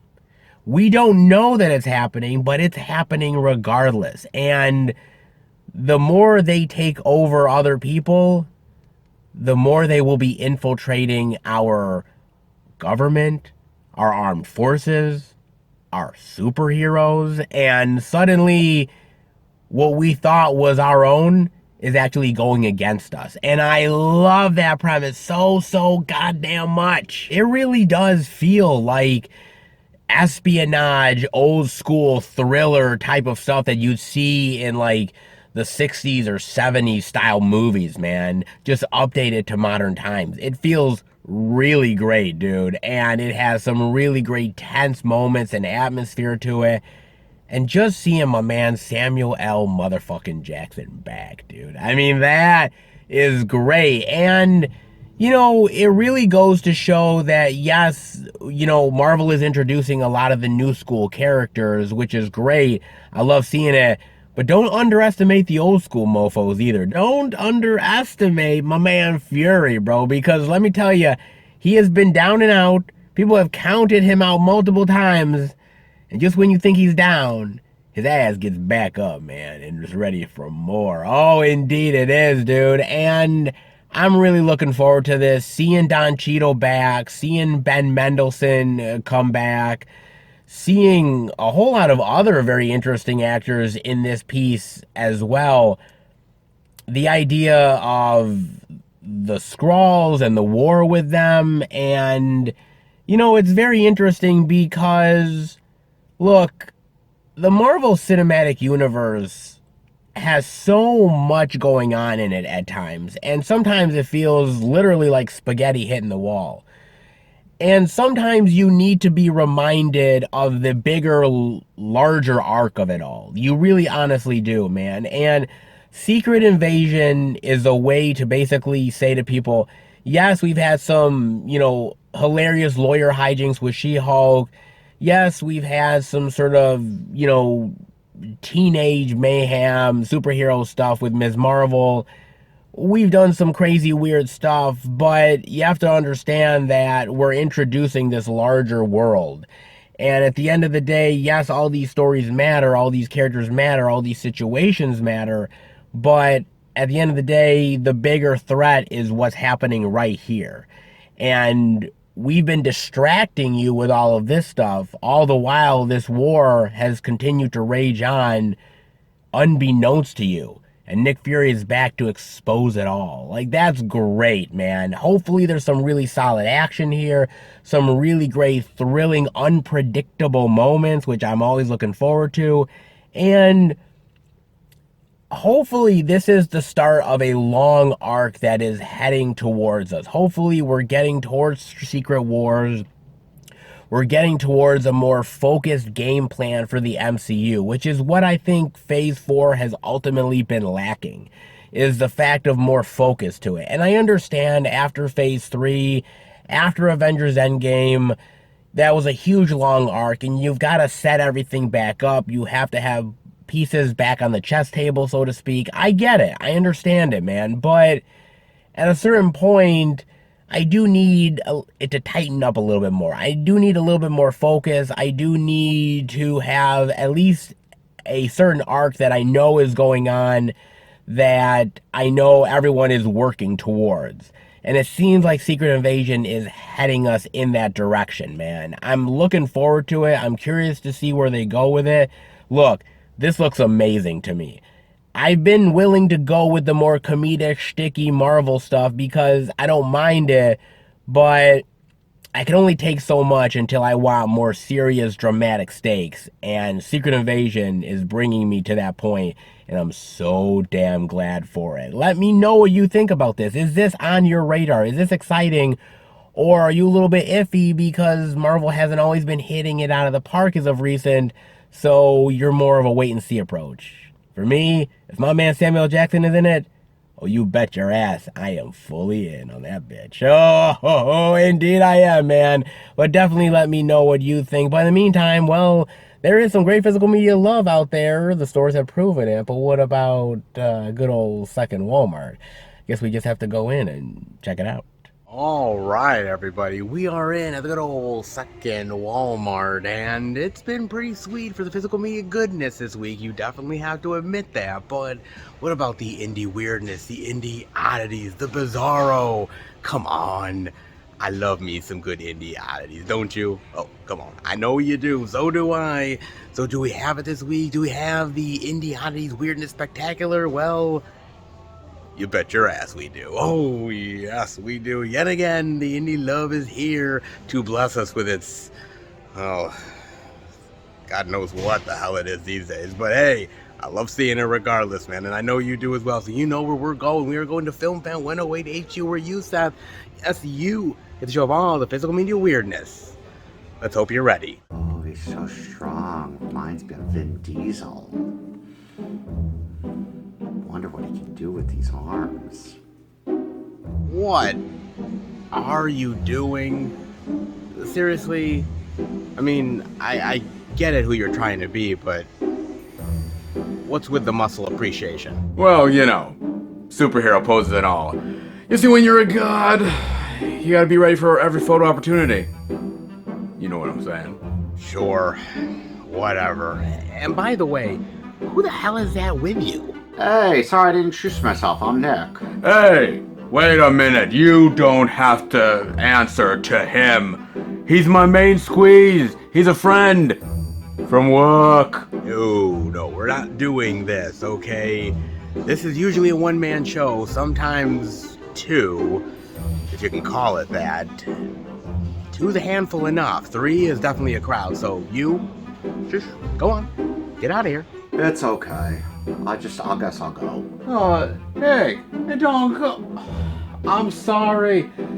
You didn't have to go. He's just jealous that I'm more good looking than he is. No, that's not true at all. You're definitely not the good-looking one of the bunch. Just saying. Look, I know you don't want to say it, but in your heart, you know it be true. Oh, yeah, squabble over good looks. Is this how a real superhero is supposed to act? I suppose not, but at least it's good to be honest with ourselves. Anyways, look, a true hero doesn't squabble over the little things. He doesn't care about the little things. He is for the people. He protects the people no matter what. And in the end, that's exactly what this superhero does. Yeah, you keep telling yourself that. Oh, damn! Dude, are you okay? Yes. Yes. I'm okay. Ah, damn it. I mean, yeah, I'm totally glad you're fine. I was hoping you were gonna be okay. Yeah, you know, actually, what I think you should do, instead of showing off the extraordinary superhero skills that you have with your manly body and, absolutely ripping good looks, how about you show off the physical media instead? Because that is a great superpower all in itself. Then again, you don't need ripply muscles or handsome good looks to show off the physical media, but, you know, it does help. At least one of us has them. You know which one. Oh, you do indeed. But how about you show off the physical media? Because if there's one thing that I'm sure you can do, at the very least, it's got to be that, right? Geez, let's hope it's something. Because honestly, if all you got is that, we're in big, big fucking trouble. Look here, you puny human. You dare insult the God of Thunder. I have the powers. I have the impeccable good looks. You only wish you had a fraction of my superiority. You only wish you did. Showing off the physical media, that's easy compared to the daily grind of a super god. Oh yes. When you get to be on my level, then maybe you can give me a call. Until then, man, you're not even in the same damn league. Oh yeah, baby. Women swoon over me, men want to be me, and other gods wish they were me. Oh, you're damn right they are, baby. So showing off the physical media, that's something that only puny humans do, but apparently a god has to show a physical media weirdo how to get it done. And I'm just the god to do it. Godly powers? That's easy. Fighting off Hela? Not even an issue. Taking on gods? All in a day's work. But the physical media? That's a challenge that any god would be worthy to take care of. Who can't resist a little bit of Walmart weirdness? The allure just gets you every time. I know it does for me. Oh, indeed it does.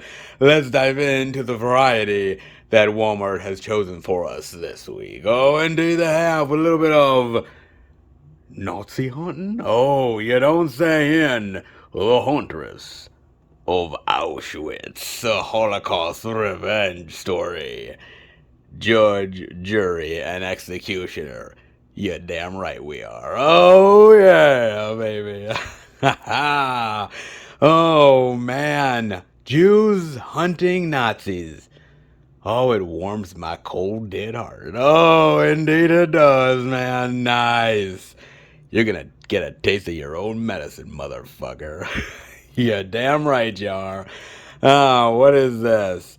For years, wealthy socialite Amelia Comiska has sought revenge on some of the most evil war criminals known to man.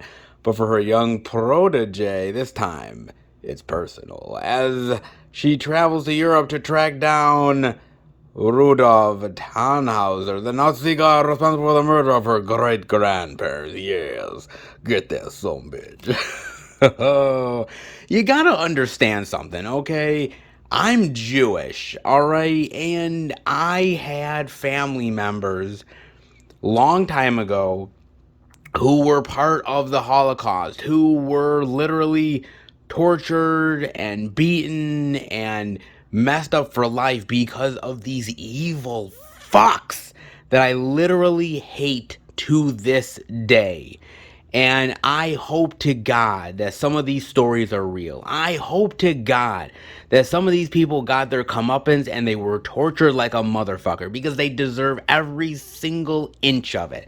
They truly, honestly do, man. And I know, well, maybe we should be peaceful to them, and maybe, you know, we need to be more understanding. Oh, fuck that, man. No, there's not anything about being nice or being easygoing with these motherfuckers. No, they deserve all the hate that they get because they gave all the hate to the Jews way back in the day. So I don't feel sympathy for these motherfuckers, not even in the least bit.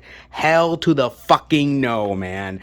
That is for goddamn sure, okay? And you know what? There is a lot of powerful movies out there about the Jews and the Holocaust, whether we're talking about Schindler's List, which is absolutely amazing, and so many more like that. Very emotional, but as far as Jews hunting Nazis, there are a few that are really good out there. There's one from 2018 called Operation Finale, which is really great with Oscar Isaac. Fantastic. He's trying to hunt this Jew killer from back in the day. Love it so much. Fantastic movie. Really on the edge of your seat. Thrill ride. So fantastic.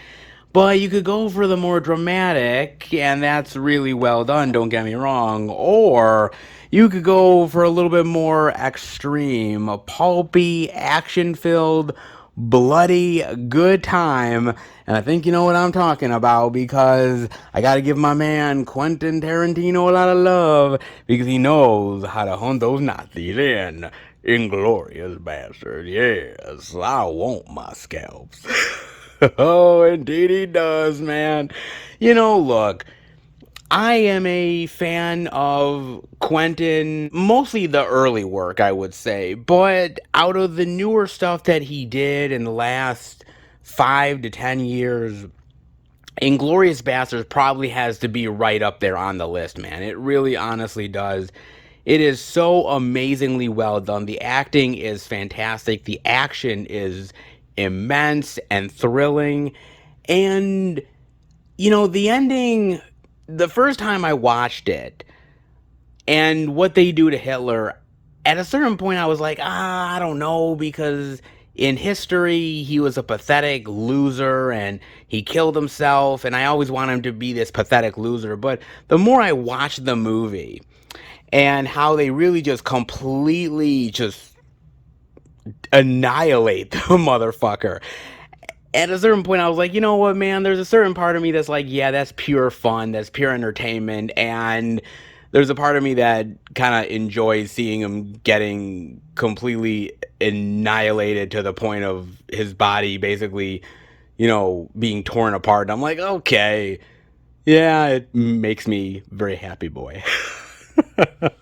Put it that way, man. It really honestly does. It's so well done. It's so amazing. And you could tell that Quentin Tarantino is just having so much fun with this movie and really enjoying the story of, yes, making it somewhat true, obviously, but having a lot of fun with making it a little bit more pulpier. And I appreciated those efforts, man. I can't say Quentin Tarantino always hits it out of the park, but with this one, yeah, he definitely has my appreciation. Not bad, man. And Brad Pitt being a Nazi hunter, dude, that's some good shit. Oh, that is good shit indeed, man. God, I love that shit so goddamn much, man. So good. And as a Jew, oh, I enjoy the ever-loving torture. Oh, I so do, baby. And the same goes with the Hunters of Auschwitz. Oh, indeed it is, man. Look, I don't think it's as pulpy fun as Inglourious Basterds. Maybe not even as good dramatic-wise as Operation Finale, but I still think this is one of those movies that I would definitely enjoy seeing. Them hunting this Jew killer down, this Nazi, and really getting their revenge, and all the complications and the struggles and the achievements that go along with that. You know, this was a thing, man. You gotta understand that we imported a lot of these Nazi pricks here in America, man, and they created bombs and weapons of mass destruction. And you know, we as a society gave them clemency to come here and do work for us. And I always felt like these pricks should have died by hanging or burning or gunfire, you name it, like that, man. Some of these motherfuckers got off easy. Let's just be real here. They got off easy, and as a Jew, as somebody who has heard stories of what went down, had, you know, family members from back in the day be a part of that, it's nice to see movies like this, and it's nice to see them really showcasing the idea that, you know, even if it's not a true story, it feels right to see these Nazis get their ultimate comeuppance. It really honestly does, man. I can't say that it's always 100% satisfying, but when they get their just desserts, it makes my cold dead heart just a little wee bit brighter. Heroism at its finest in Cave Rescue. Yes, look at this, baby. Very nice. You read the headlines, now live the adventure. Based on the incredible true story that captivated the world. Indeed, it did, man. Oh, yes, about the actual cave rescue. Oh, yes, the Thai cave rescue, man. Boy, that was some heroic shit. It really was, man. If you have never heard about this story, please, by all means, look it up, because it is absolutely phenomenal and astounding. And it's actually interesting because there's like 3 or 4 movies now that are already based on the cave rescue itself. There's this one. There's actually one on Amazon Prime with Viggo Mortensen as well, called 13 Lives. So there's actually a lot of stuff that are already being made about this event, and rightfully so, because it's such a phenomenal story. Why not actually make something of it, an actual story? Because it's so amazing, the heroics, that I think it deserves a movie about it. Why not, man? I mean, other true stories, phenomenal rescues have gotten the movie big screen treatment. Why not this stuff as well, man? Makes perfect sense to me, dude. What's interesting about this movie, or about anything based on a true story, is that there's always a grain of salt of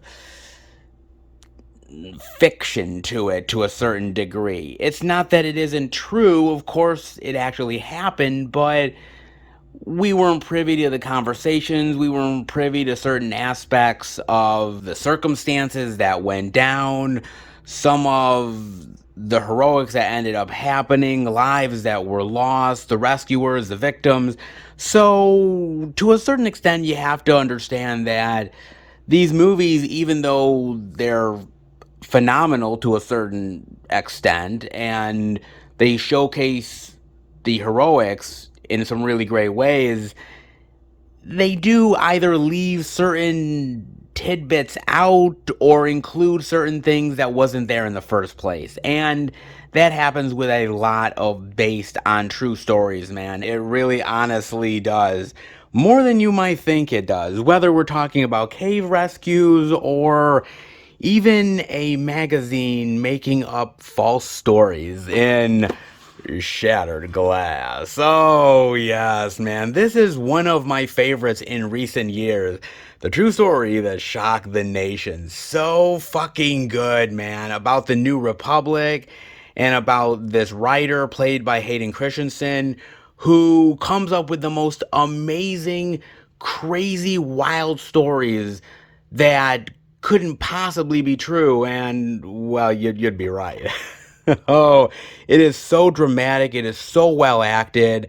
I really dig this movie, and Hayden Christensen is amazing in this role, man. Everybody is, whether it's Peter Sarsgaard, Chloe Sevigny, Steve Zahn, Hank Azaria, everybody hits it out of the park. Wild, true story, but absolutely true, though, at the end of the day.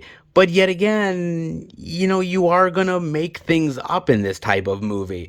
You're going to combine certain real life people into one character, etc., etc. So, again, as true as it might be, it's not all completely true at the end of the day. You know what I'm saying? Yeah, you honestly do. I mean, you have stuff like that. Of course, you have, oh, skaters that just have to be a little bit naughty, don't they? And, oh, yes, Tanya. Oh, man. Oh, Tanya Hardin. Oh, God, you just had to fuck up, didn't you? Oh, man. This is really good. I love this movie, dude. I think it's phenomenal. It's such a wild story. Like, when that happened long time ago, that was like the biggest headline that was going on at the time, especially in the sports world. And everybody was covering it. And yet, you only knew a fraction of what the story really was. And it's movies like this that really open your eyes to so much more of what was going on that you never even knew about.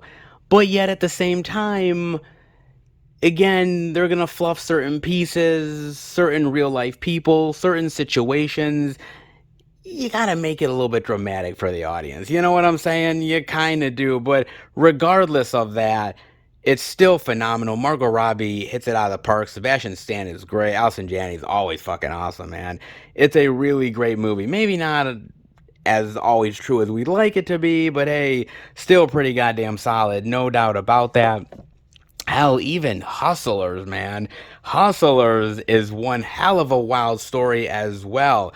Too good to be true, but yet it kinda is, man.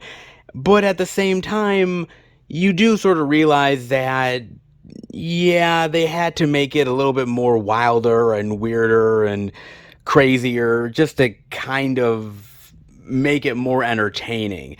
Still doesn't mean that some of that shit didn't actually happen, because it did, but you gotta end up entertaining the audience at the end of the day. And if you can throw a little fib in there too, why the hell not, man? But it's still an amazing movie, man. Jennifer Lopez, Constance Wu, Julia Stiles, Keke Palmer, everybody does a phenomenal job in this movie. So when you think of true stories, always take it with a little bit of grain of salt-ish at times.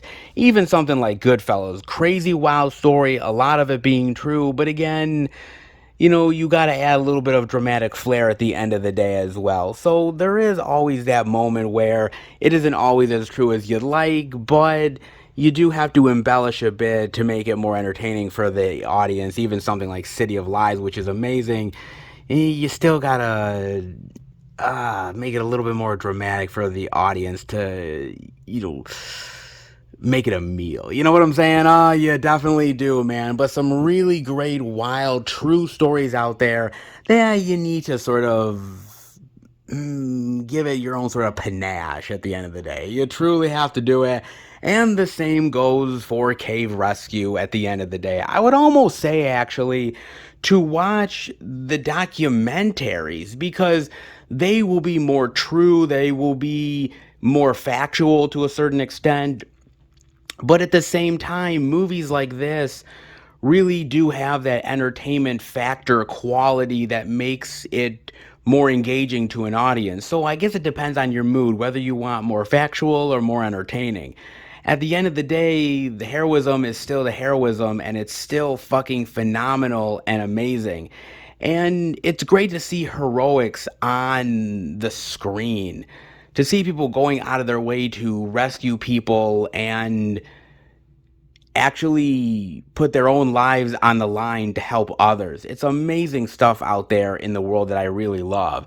And there's some really great movies out there that are like that. I mean, even though it's not true necessarily, I still really enjoy this type of movie because it's so wonderful, so amazing. And it is one of those really great flicks that just showcases heroism in a really great way. And that is Backdraft. Oh, Backdraft is so good, man. And even though, yes, not true, I mean, come on, firefighters put their lives on the line every single goddamn day, man. It's seriously the truth. It really is, man. And this movie showcases that type of heroics in a really great way, which is so phenomenal. Really love that type of movie, man. Really majorly great. I've always loved Backdraft. Even something like End of Watch, which is really great as well. I love that type of movie, man. Really dramatic, showcases the heroics and what these cops really have to go through with the daily grind of putting their lives on the line, man. I mean, there's some really great stuff out there that is like that really showcases heroism in a really honest and true way. And the same thing with Cave Rescue as well. You know, to me, it all kind of depends on what you're in the mood for, because you could go with the more big budget Hollywood actor type of ones, like you have the one on Amazon Prime with Viggo Mortensen, directed by Ron Howard, which has probably a little bit more panache and flair to it, or something that's smaller scale like this that might not have the wow factor necessarily, but can tell the more personal sides of the story. It just depends on what you're in the mood for. No matter what, it's still a great, true story that is one hell of a journey and really shows heroics in the best way possible, man. No matter which movie you're gonna watch, no matter what documentary you do, this is a story that definitely, absolutely, no doubt about it, needs to be told. They say be careful where you plant your seed. More like be careful where you get your seed from. In the seed, a Shutter original. Oh yes, whatever inside her. Oh my lord. It ain't pleasant. Oh my god, it certainly is not, man. Jesus. So, I got a chance to watch this on Amazon Prime, and I think I did mainly for the cover. I was looking at this thing, I'm like, what the fuck is this, dude? You know, the cover actually kind of reminded me of that movie Titan. Like, she's sprawled out instead of like on a car, it's kind of like on like a chair, carpet thing. And I'm like, okay, man. Like, I like Titan. Could be kind of similar, maybe. Probably not, but shit, I'll go with it anyways. So, basically, it's about these three chicks, teenage or 20-somethings, that go to their father's vacation home. Well, one of the chicks' father's vacation home. And they're gonna hang out, chill out, do this photo shoot for, you know, social media, whatever. They're basically like social media dumb bimbos. Okay, and look, I'm just being real, man. It's the honest truth, okay? And what ends up happening is that they see this cool little meteor shower, and it looks really awesome, right? However, the next day, there's like this big fucking pile of goo that's near the pool area. Oh, fuck. What the hell is that goddamn thing, man? And basically, they're like, Jesus, is it like, you know, a fucked up dead animal or something? But I'm like, dude, I've seen a lot of roadkill in my day, and that certainly don't look like nothing I've ever seen. And so they try to figure out what do they do to kind of get rid of it. At the same time, their cell phones are malfunctioning and not working. They're in the middle of nowhere.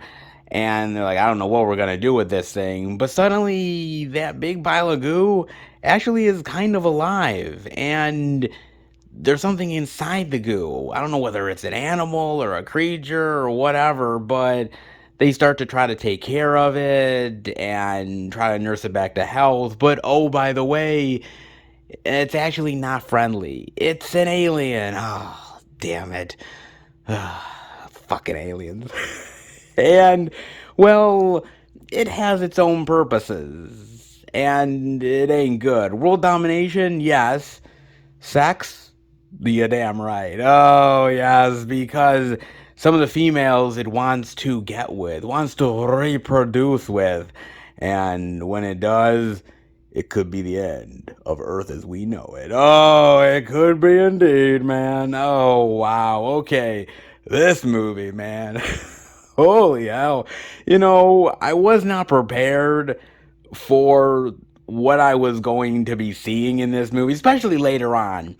I guess the thing about it is, watching this movie, it's an hour and a half. The problem is that it's almost an hour into the movie before something interesting really happens, which is kind of a fucking shame, man, because there's a hell of a lot of setup and the payoff is kind of good, but I wish there was more of it. That's really the thing about it at the end of the day, man. I mean, the chicks come off as stupid and idiotic and bimbos and kind of bitchy as well, I'd say. And when they start to get manipulated and screwed over by the alien, literally, I didn't really feel much sympathy for these chicks. I was like, God, I kind of hope they die. I know it sounds terrible with me saying that, but it really is the truth. I was like, I didn't really care for these chicks because they're just naive and dumb. And even when the two other females have been manipulated by the alien and they're literally like mind melded with it, this one chick is kind of looking at their behavior and she's like, oh, wow, you guys are really high from the weed. And I'm like, look, man, I've seen people high from weed, and all I've seen from people is getting major munchies. I ain't seen anybody space out like these bitches do. I'm like, are you serious? You really think it's the fucking weed? And if that is the case, man, please, to God's sakes, tell me who your fucking dealer is, will ya? My God, man. Jeez. I really want to know where he gets his batches from. Fucking hell. I mean, I will say this, though. It is really fun once you really get down to the crazy, ridiculous shit. I mean, basically, what this alien is doing is he hypnotizes these females to have sex with him. And then what ends up happening is he sort of pulls out his dick. I can't believe I'm saying this. He pulls out his dick, and his dick is almost like this, like, wet blanket. I'm not even fucking kidding you, dude. And so these chicks get inside his wet dick blanket, and they start to roll around and get swallowed up inside it and are feeling all kinds of temptations and lust and eroticism from it. And man, it's just fucking wild, man. It's weird as shit. And you're like, okay. And suddenly they're kind of feeling euphoric and they're melding with the alien. And suddenly, oh, by the way, they become pregnant. And it's kind of like a really fast pregnancy. You're like, oh God, what's inside me? Well, honey, hate to say it, but there weren't no condoms around, so, take a wild guess. Please to God, do. Because once you eliminate most of the options, you come to the right conclusion. Oh, Lord. It's interesting because this movie has some interesting shades of various films, man. I could see it has sort of some interesting shades of a movie like Slither. It has moments where it kind of feels like that. Moments kind of have interesting vibes of The Thing as well. It's sort of a hodgepodge of different ideas and moments. I mean, hell, it even sort of has a little bit of shades and vibes too of Species at times. So it's kind of trying to be dramatic and horrific and erotic and even a little bit kind of funny too. There's kind of a mishmash of all kinds of things here, and there's moments where it kind of works and moments where it kind of doesn't, man. I mean, I like the design of the alien itself. I think it's kind of cool and creepy and weird, and I kind of like that. Hell, I wasn't even expecting the whole like dick blanket things. So I was like, okay, this is original. But yeah, it does kind of work and it gets really crazy and wild and sort of Evil Dead-ish once they're sort of taken over and they become minions of the alien to try to protect the alien and go and try to attack their one friend, and she's got to attack them because they're no longer human anymore. And so it kind of gets crazy, and I will give them credit, man, because towards the end of this movie, like, the blood is flying all over the place, the black goo is coming all out of everybody's fucking pores. I'm like, my God, man. Some of the makeup effects are cool. So there is moments where I did kind of dig it, but it was just few and far between, man. I wish they would have went for it really early on and just gone for it, man. Just go for the crazy wild shit, man. Unfortunately, you spend almost an hour really doing the setup, and at a certain point, you're like, dude, let's just get to the good shit, man. And the good shit is really fucking good, but you just don't get enough of it. That's the problem, man. I mean, it has some genuine moments, some really interesting moments where, look, I was talking to somebody at work and I was trying to explain to them this movie. I'm like, yeah, the alien is having sex with him and he puts out his, like, wet dick blanket. And he's sort of looking at me like, what the fuck is this? I said, I know, man. It's weird. You think it's weird me explaining it. Fuck it, watch the movie, man. Holy hell. But I will admit this. When it comes to sex and sci-fi, it really is actually a match made in heaven. It's like peanut butter and jelly. It just really goes together. It truly does, man. And there's some really great examples of it. Like Alien, yes. Oh, yeah, man. I mean, come on. This alien impregnates this guy, this almost like dildo-looking object creature comes out of its stomach, chest area, and penetrates him. I mean, come on. There's a lot of sexual stuff in Alien, man. Way more than people kind of give it credit for. Let's put it that way, man. Way more, dude. Yeah, there's a lot of sex in that shit. There really is, man. I mean, even look at something like, I'd say, Incubus. Incubus has some really great sexual moments with the creature and women. Some really interesting stuff out there. This is a phenomenal movie, by the way. I really love this movie. Even more comedic tones like, hell comes to Frog Town. Yes, having to save women in order to impregnate them to help the human race. Well, better Roddy Piper than the weird frog-looking mutants, put it that way. Yeah, something like that, man. Yeesh.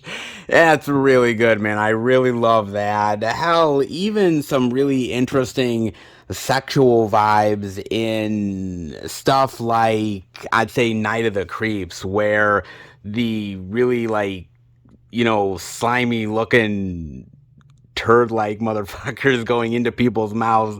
Yeah, there is stuff like that, man. Really interesting. I really love that. Of course, you have to go back to Species as well. I mean, I love that. Basically, she's fucking guys in order to get pregnant. Hey, it's Natasha Henstridge. I can go with it. I can, man. But I think the more obvious one is definitely Species 2. Holy shit, man. I remember when I saw Species 2 for the first time, man, it blew my fucking mind away. There's this whole scene where the astronaut, well, he comes back from space and he has this sort of alien entity inside him. And he decides to have this threesome with these two chicks. And after he has sex with one of them, she goes in the bathroom, kind of looking at herself. And he's having sex with the other one, and suddenly the chick in the bathroom fucking screams, holy hell. And suddenly her stomach is ballooning, and she's getting immensely pregnant, and he starts to turn into this weird alien creature with all these sort of tentacles and shit on top of this woman, and piercing her all over the place. And this chick's stomach sort of balloons to epic levels and suddenly explodes, and I'm like, whoa, what the fuck just happened, man? That's some wild shit, dude. That's some crazy stuff, man. It's something, all right. Oh, wow, man. It really is, dude. Wild shit indeed, man. I mean, that's really great as well. I mean, you even look at something like from back in the day, a really just wild experience of a movie that I really love, and that is Society. Yeah, I will admit the sea definitely has a lot in common with this movie as well. The idea that they're sort of melding with one another and their skin is sort of coming together for like this erotic moment of pleasure. Yeah, it's weird shit, man. Especially towards the end, there's this giant orgy of people just combining their flesh together in this weird way, dude. It's fucked up, man. Yeah, but it's my kind of jam, dude. It's really weird. Hell, even straight up like alien porn practically in Decoys. Oh, man. What the hell? Sex crazed alien hotties. Oh, man. Ay, ay, ay, dude. It is what it is. I ain't gonna lie, man. It's still fun. Give it credit for something. I will indeed, dude. Hell, even back in the day, man, I used to watch Skinamax, and watching stuff like Lord of the G-Strings. Hey, man, I had to occupy my time as a teenager, all right? Give me a break, will ya? But, man, some crazy, crazy shit indeed. And yet more for the modern age with the Seed, man. Oh, Lord. You know, I do have to give it credit for trying a lot of different mashups of genres and different ideas from movies and sort of putting into this one hodgepodge of a crazy wild ride, man. Like I said, it is entertaining. I just wish the characters were more likable and I could actually kind of root for somebody in this bitch. But even that aside, it still has some really great moments of blood and gore and alien weird sexual antics. Jeez. Yeah, it's got some really great moments, man. And I will give this to Shudder. I can't say I love everything Shudder because there's a lot of things from Shudder that frankly are just a goddamn bore, man. Just really fucking terrible. Flat out ripoffs that are not nearly as good as the original shit. And I guess in some ways you could say this for The Seed, but The Seed is so wild and crazy that I just gotta give them credit for just going there, man. Just doing some really just out there shit, man. It is good for what it is. It's not perfect, but as far as Shudder originals go, hell, it ain't half bad either, man. If you could, deal with a little bit of alien wet dick blanket, then go for it, man. Let me tell you something. You ain't never gonna see alien dick the same ever again, baby. That's for damn sure, dude. Oh, man. And you definitely will not ever see the Walmart weirdness the same ever again. Hey, you know what? Some weeks are better than others, and this one, oh, it gave us all the thrills and chills and oddities that we can definitely, handle. Jews taking revenge against evil Nazi war criminals. I think this super Jew can definitely agree. It's one thing to be a superhero god, it's another thing to be a real-life hero, and that is truly remarkable. And an irresistible alien life form wooing and seeding women. I didn't know that they were making a true life story about me. Bet your ass they are. And damn glad for it. When the Walmart weirdness comes to town, you definitely know it's a damn good week. Oh, you do indeed. And this batch has all kinds of love that a superhero god can definitely appreciate. Oh, you bet your ass it does, man. Not half bad for the Walmart weirdness. Even the god of thunder can definitely dig it. Oh, yes, he can.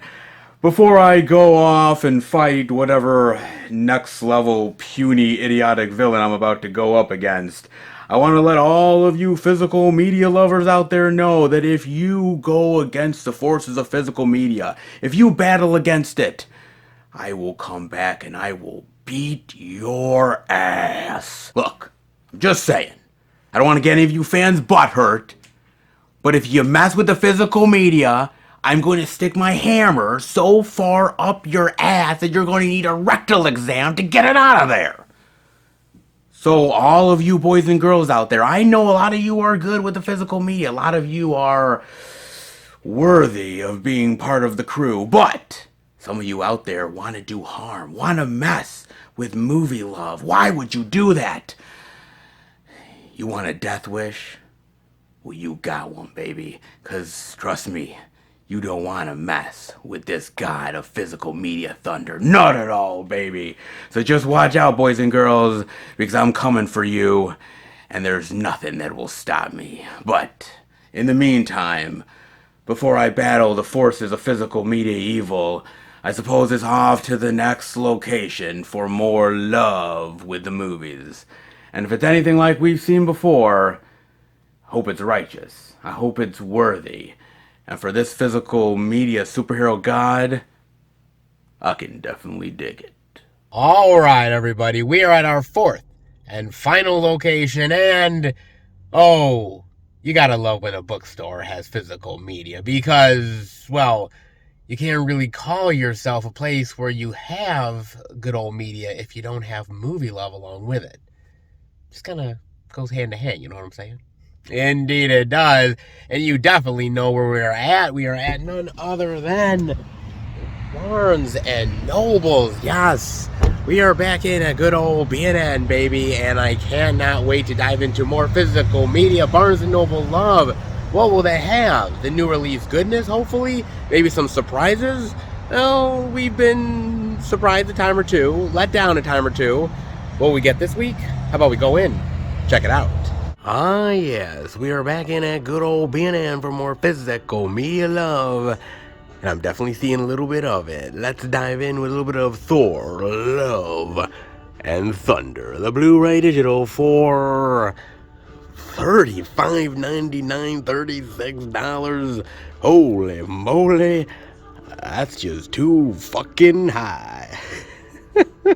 Bet your ass it is. Holy shit, man. But hey, if you love Thor, you love Thor, whether it's serious Thor or goofy dumbass Thor.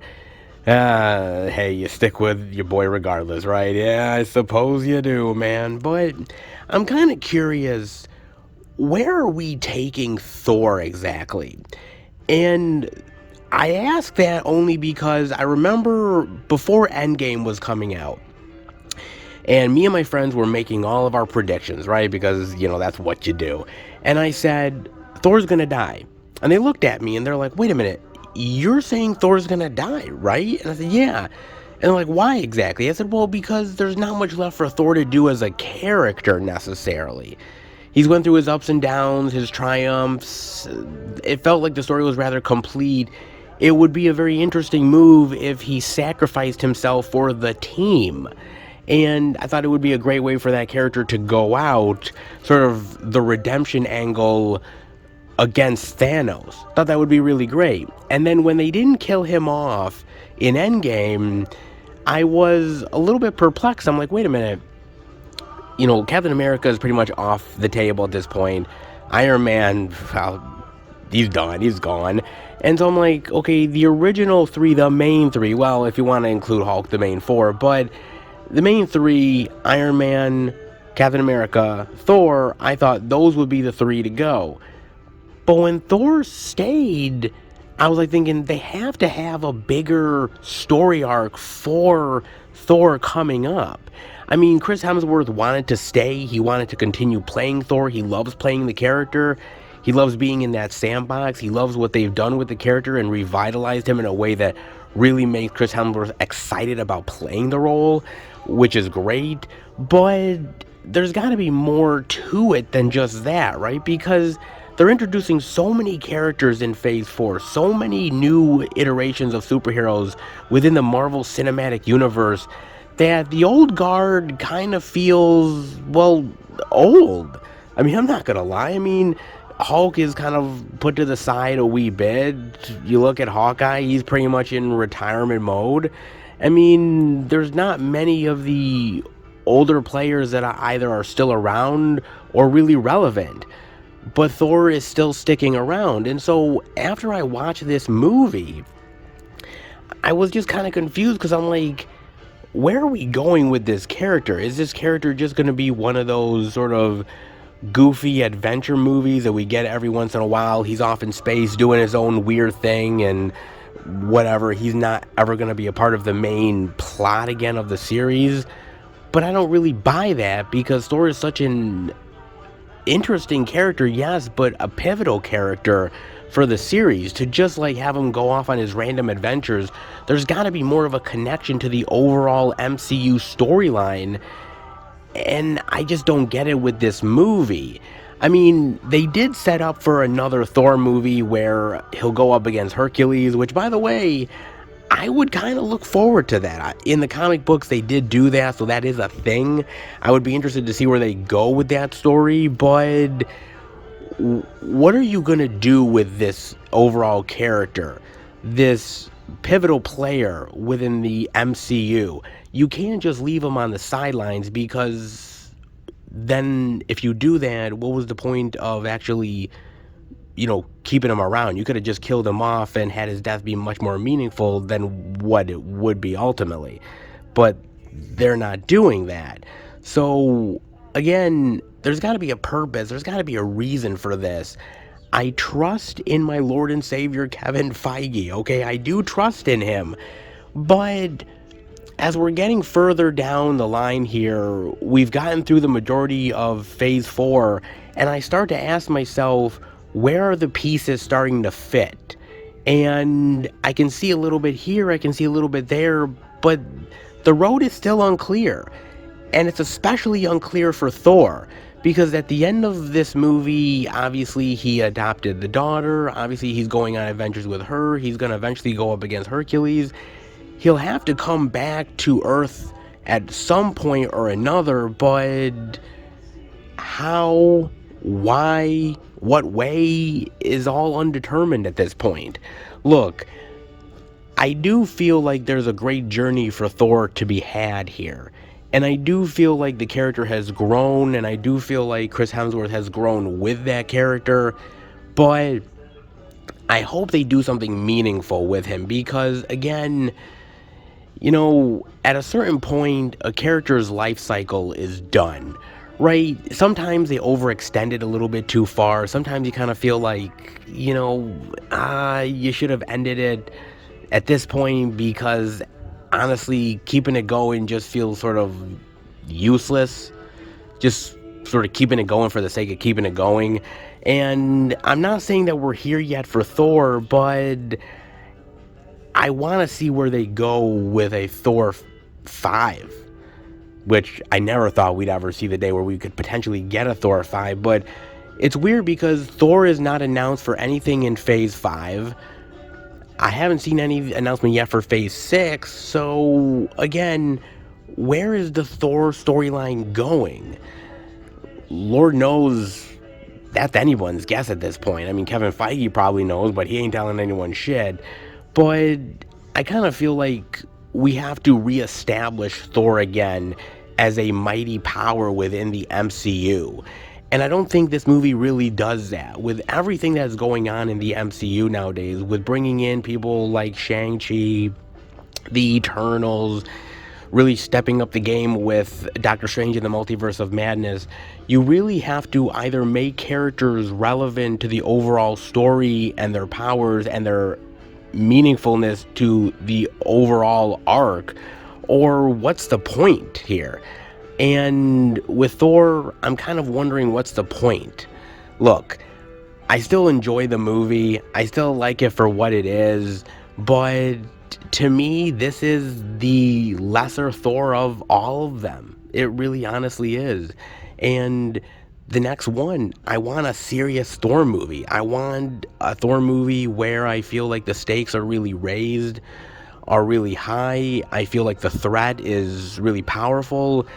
I want to feel that excitement again of watching a Thor movie, not just seeing this bumbling idiot who has his jerk-off moments and tries to be a dumbass for just intentional comedy.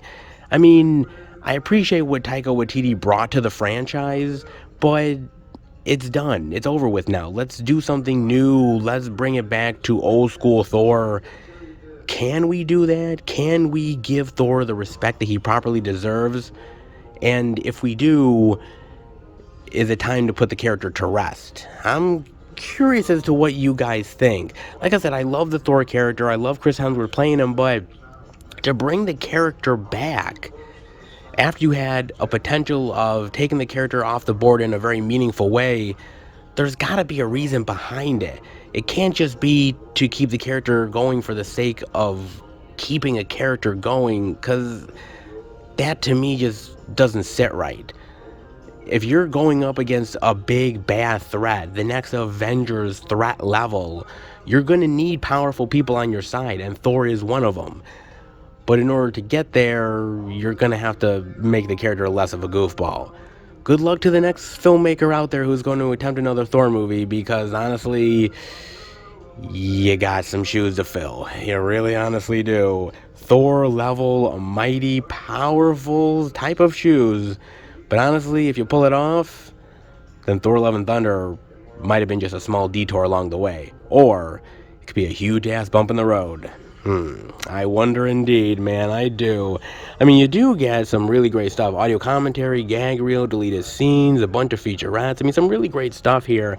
And again, look, it's not a terrible movie. All things considered, it really isn't, but as far as the MCU is concerned, Phase 4 has been dealt a lot of blows. We're rebuilding back up the roster, and Thor is a steady hand within doing that. But when you make movies like this that are just flat-out parodies of themselves, honestly, what's the point of it all? I'd rather them introduce newer people and build them up than basically turning old favorites into flat-out jokes. Yeah, and that's what Thor is. Let's hope it changes. The Munsters are back for more reinvention love. But then again, who was really asking for it? In the Blu-ray of The Munsters for $22.99. Actually, that's not a bad price considering some of the pricing shit that actually we do here over at Barnes & Nobles, okay? It can get pretty ridiculous at times. I think they ended up not charging too much because I think they realized that if they charge a lot of money for this, ain't nobody gonna buy this shit. Even at $22.99, that's still pricey, but, you know, reasonable for Rob Zombie? Ah, shit, whatever, man. As long as we can get out the fucking door, you bet your ass, man. You know, look, The Munsters has had a lot of reinvention over the years. There is the 1960s Munsters TV show, which we know, love, and always appreciate. There is that, but there's also the TV movie Munsters Go Home, which is absolutely fantastic. The Munsters Revenge. Do you remember that one? I believe that was like 1981, somewhere around there. That was actually pretty damn good. And then you start to get into these different iterations of the Munsters. Other people playing the characters and maybe slightly watered down than what you knew before. So it's not like the Munsters this time around is anything different than what we've seen before, because honestly, every iteration after the original crew is not as good as it was. I mean, you look at something like Here Comes the Munsters from 1995 with Edward Herrmann playing Herman Munster. Actually, okay, that was kind of fun. It wasn't bad, it wasn't great, but it was okay. Then there's the Munsters' Scary Little Christmas. Oh, yes, 1996. And it is what it is. Then you have that short-lived series, I think from 1987, The Munsters Today. Yes, remember that one? I think it had like 70 some odd episodes. It wasn't terrible, but it was lesser than the original Munsters show, but they still had at least the makeup. They at least had somewhat of the same sense of kitschiness that they did before. Maybe not as good, but it was okay for what it was. I haven't really watched that thing in ages, man. Not that I really want to revisit it, but it was what it was. But I think the worst, probably, I mean, it depends if this is the worst or that other one is, but if you remember Mockingbird Lane, Yeah, I think from like 2012 or something. It was this failed pilot that was supposed to be this series, sort of a new age Munsters TV show. And it was so weird because they weren't even the Munsters. Like, they didn't look like the Munsters. They just looked like average, normal, everyday fucking people. It was so weird, man. It aired as like a Halloween special, but honestly, it was meant to be so much more than that. It just really didn't click. I don't know why, man. It was a weird attempt at remaking the Munsters, but it not actually being the Munsters. I really don't know what they were thinking, dude.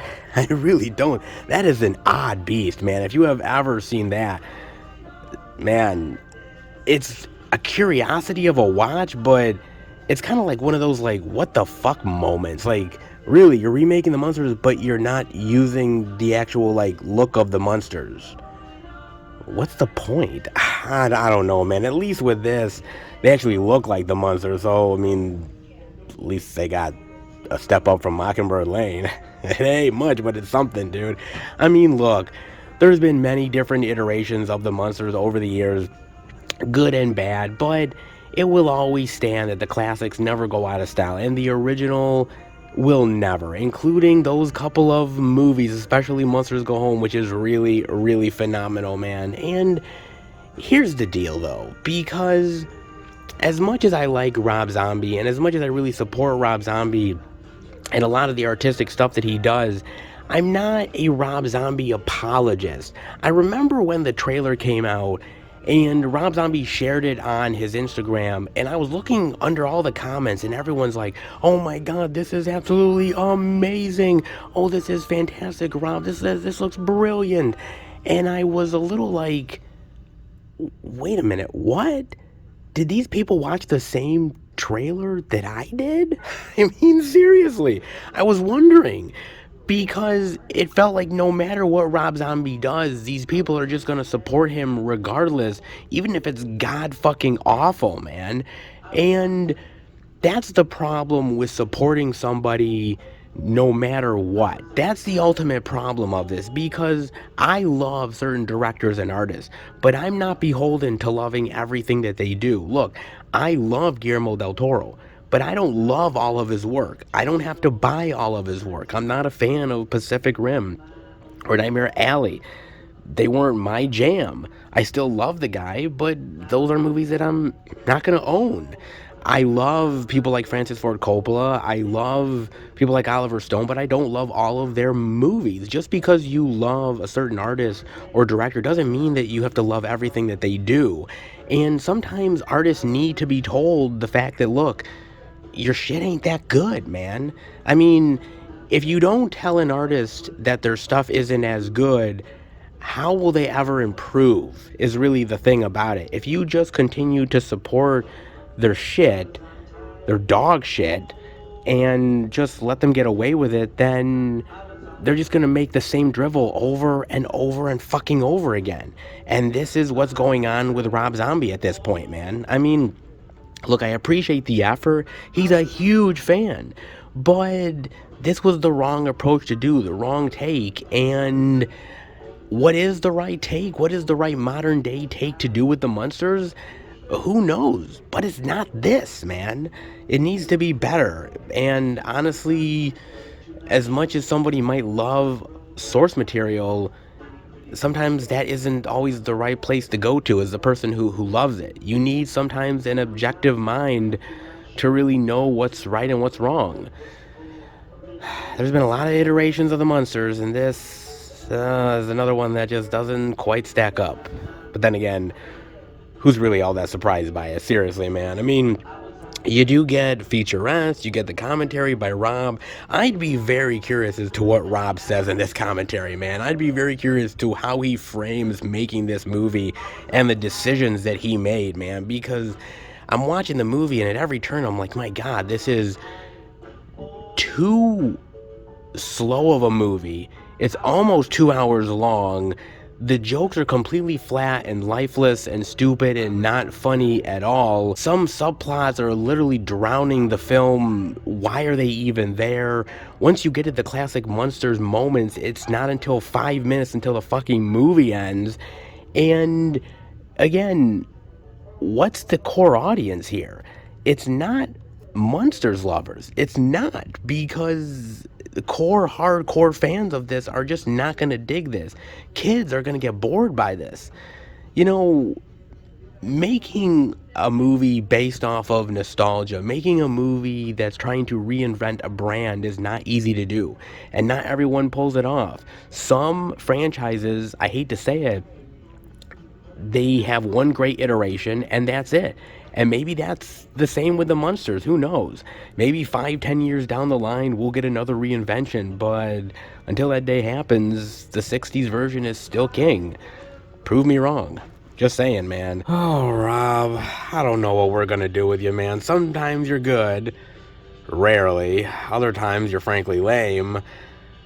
This time is not one of your best moments. Hang your head in shame, son, because this is not one of your finest hours. Just saying. And that's being kind. Oh, indeed it is. But hey, the physical media looks to be kind for Barnes & Nobles this week. At least 2 things.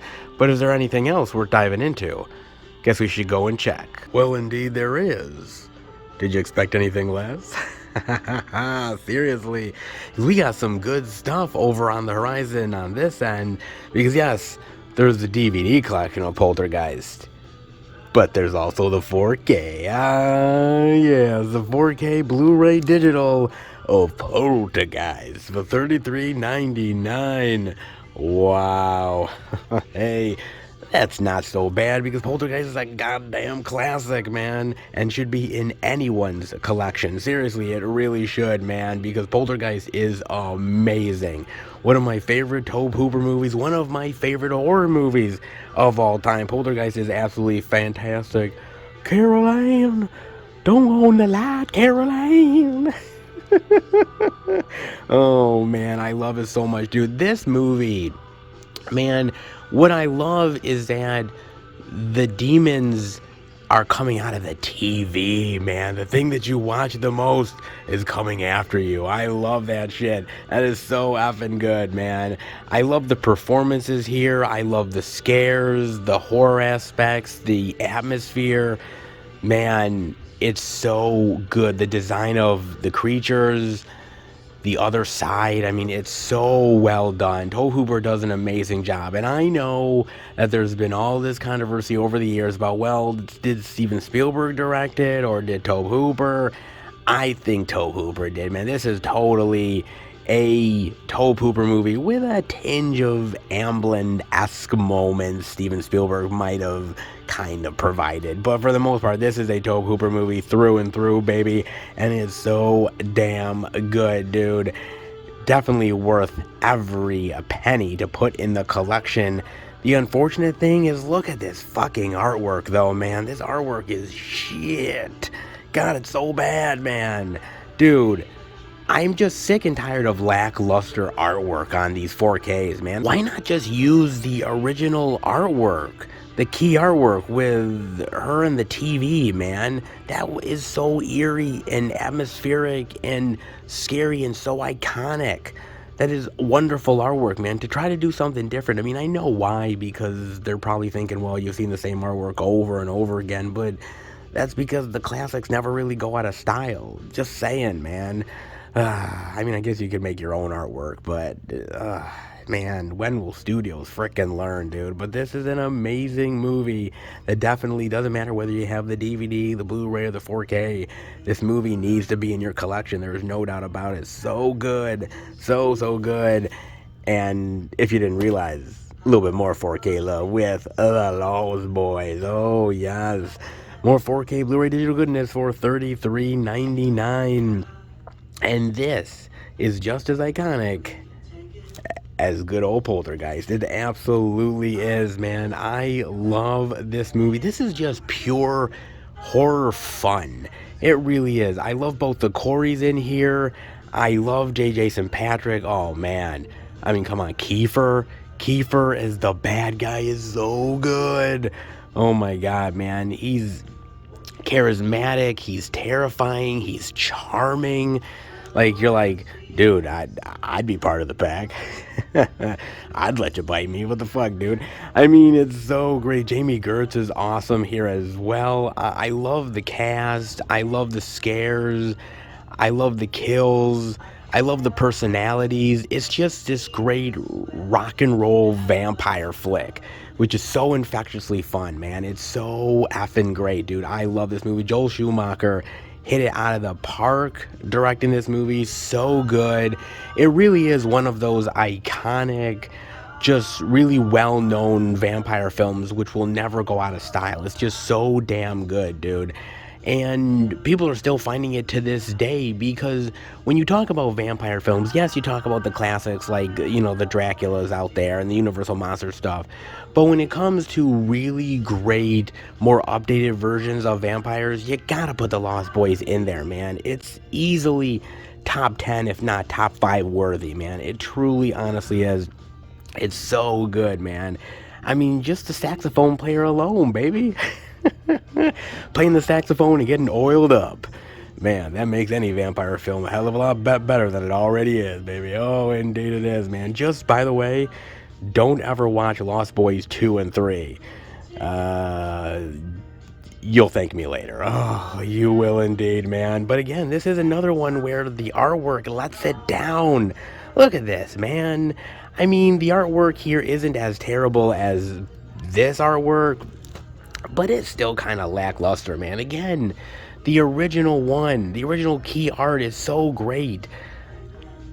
Why don't you just use that, man? I mean, I know studios want to go out of their way to create something new and interesting, but they just aren't hitting it out of the park, man. This artwork doesn't really grab me.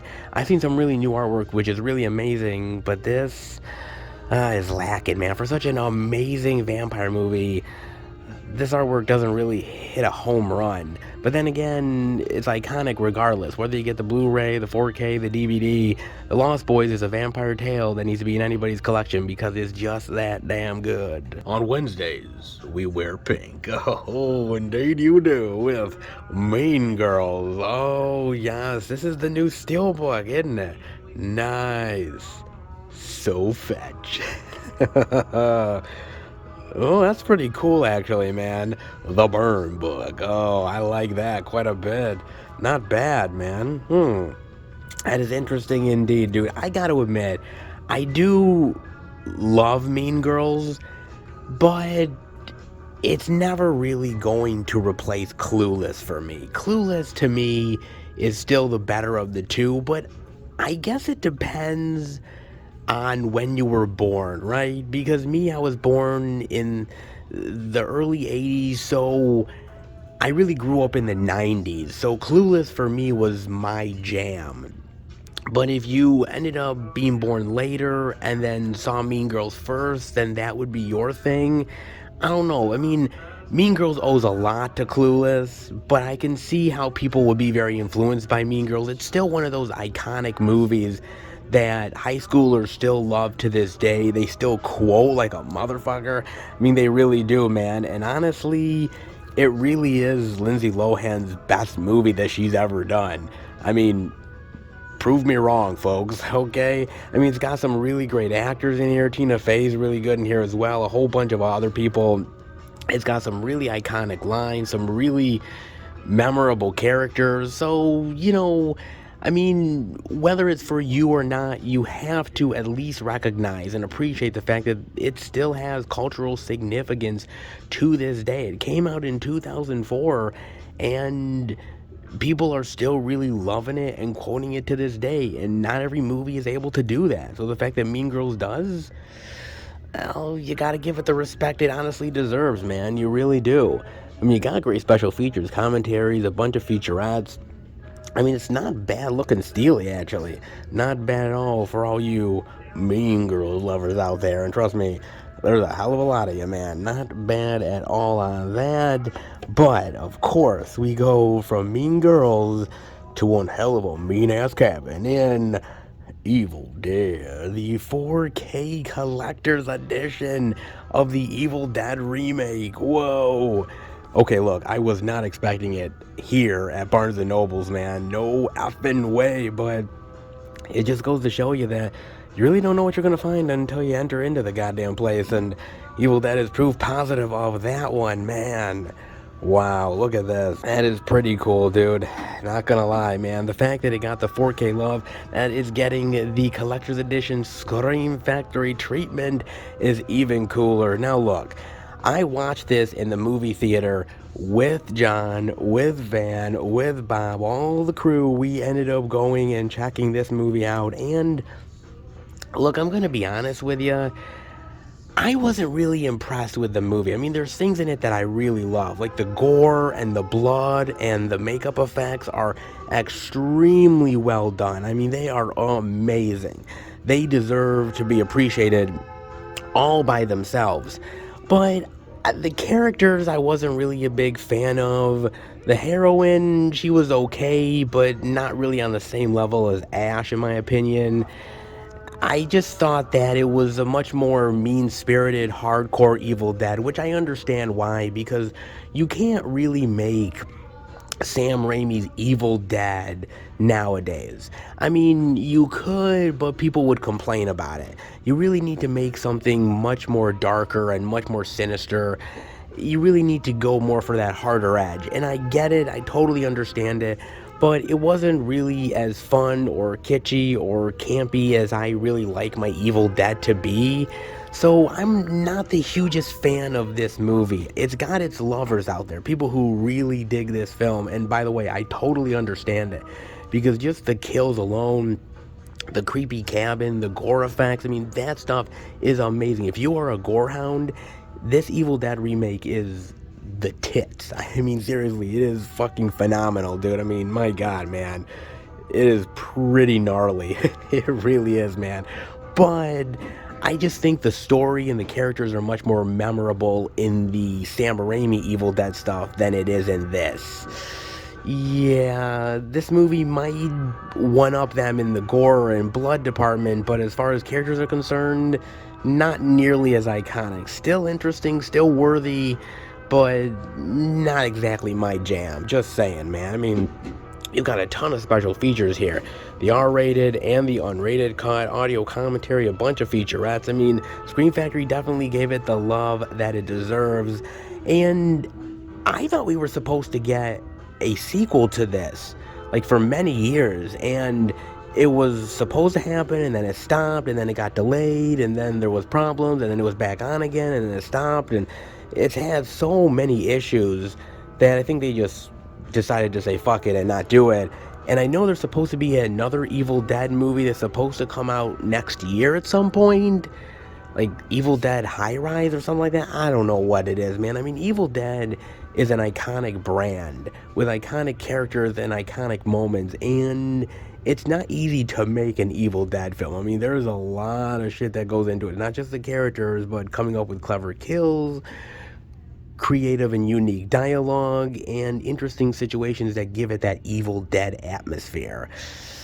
But honestly, nothing beats the old school, baby. Just saying, but this ain't half bad for what it is, man. Not bad. I'm just surprised to see this here at Barnes & Noble's of all places, man. Boy, man, the shit you find. No doubt, man. They even have that Paramount Presents The War of the Worlds and When Worlds Collide. Look at that. That is really cool, too, man. Holy shit. Well, look at that. That's awesome, dude. Nice for all you old school lovers out there. War of the Worlds is great. When Worlds Collide is pretty good. It's been a long time since I've seen it, but not a bad little double feature. Love, man. Look at that. Dude, some really great stuff, man. Some really great artwork. Well, yeah, not so much, man. Could have been way better. But hey, some really great physical media love, dude. Not bad for a good old B&N. And they definitely be hitting it out of the park this week. Not too shabby. Definitely digging it. Let's head out. Whoa, how about that, baby? God damn, dude, did they do their due diligence this week, man? Barnes & Noble's be hitting it out of the park, man. I mean, they gave us the new release goodies that we were definitely hoping for, but oh, They gave us a hell of a lot more than that. They gave us 4K upgrade love. They gave us Steelbook goodness. And hell, they even gave us some Scream Factory spectaculars. Oh yeah, man, not half bad for good old B&N. Can't say it's good every week for them, but this week they definitely be hitting a goddamn home run, and I'm damn thankful for it. I know you are as well, and I mean, they are pretty good when it comes to the physical media goodies. You definitely can't deny that, and this week they proved it yet again. Oh, indeed they did, man. Not half bad for the physical media love this week in general. Everybody be doing their due diligence in a big bad way. And oh, I'm so appreciative of it, and I know you are as well. But how about we end the physical media hijinks and head home to finish the video? Alright, everybody, that'll do it for the Blu-ray and DVD. Out and about video this week, and look, we had some really great media at these stores this week. We honestly really did, man. Yes, sometimes some places were better than others, but that being said, man, huge amount of variety, exclusives to see, and honestly, at most of the stores, we saw things that we didn't see anywhere else.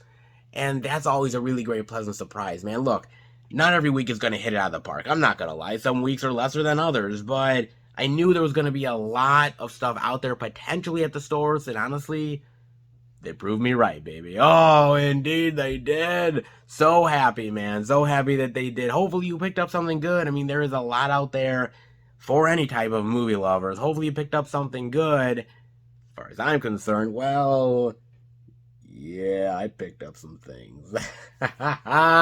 Indeed I did, man. So I showed you the exclusive over at Walmart for Thor Love and Thunder, which is great, by the way.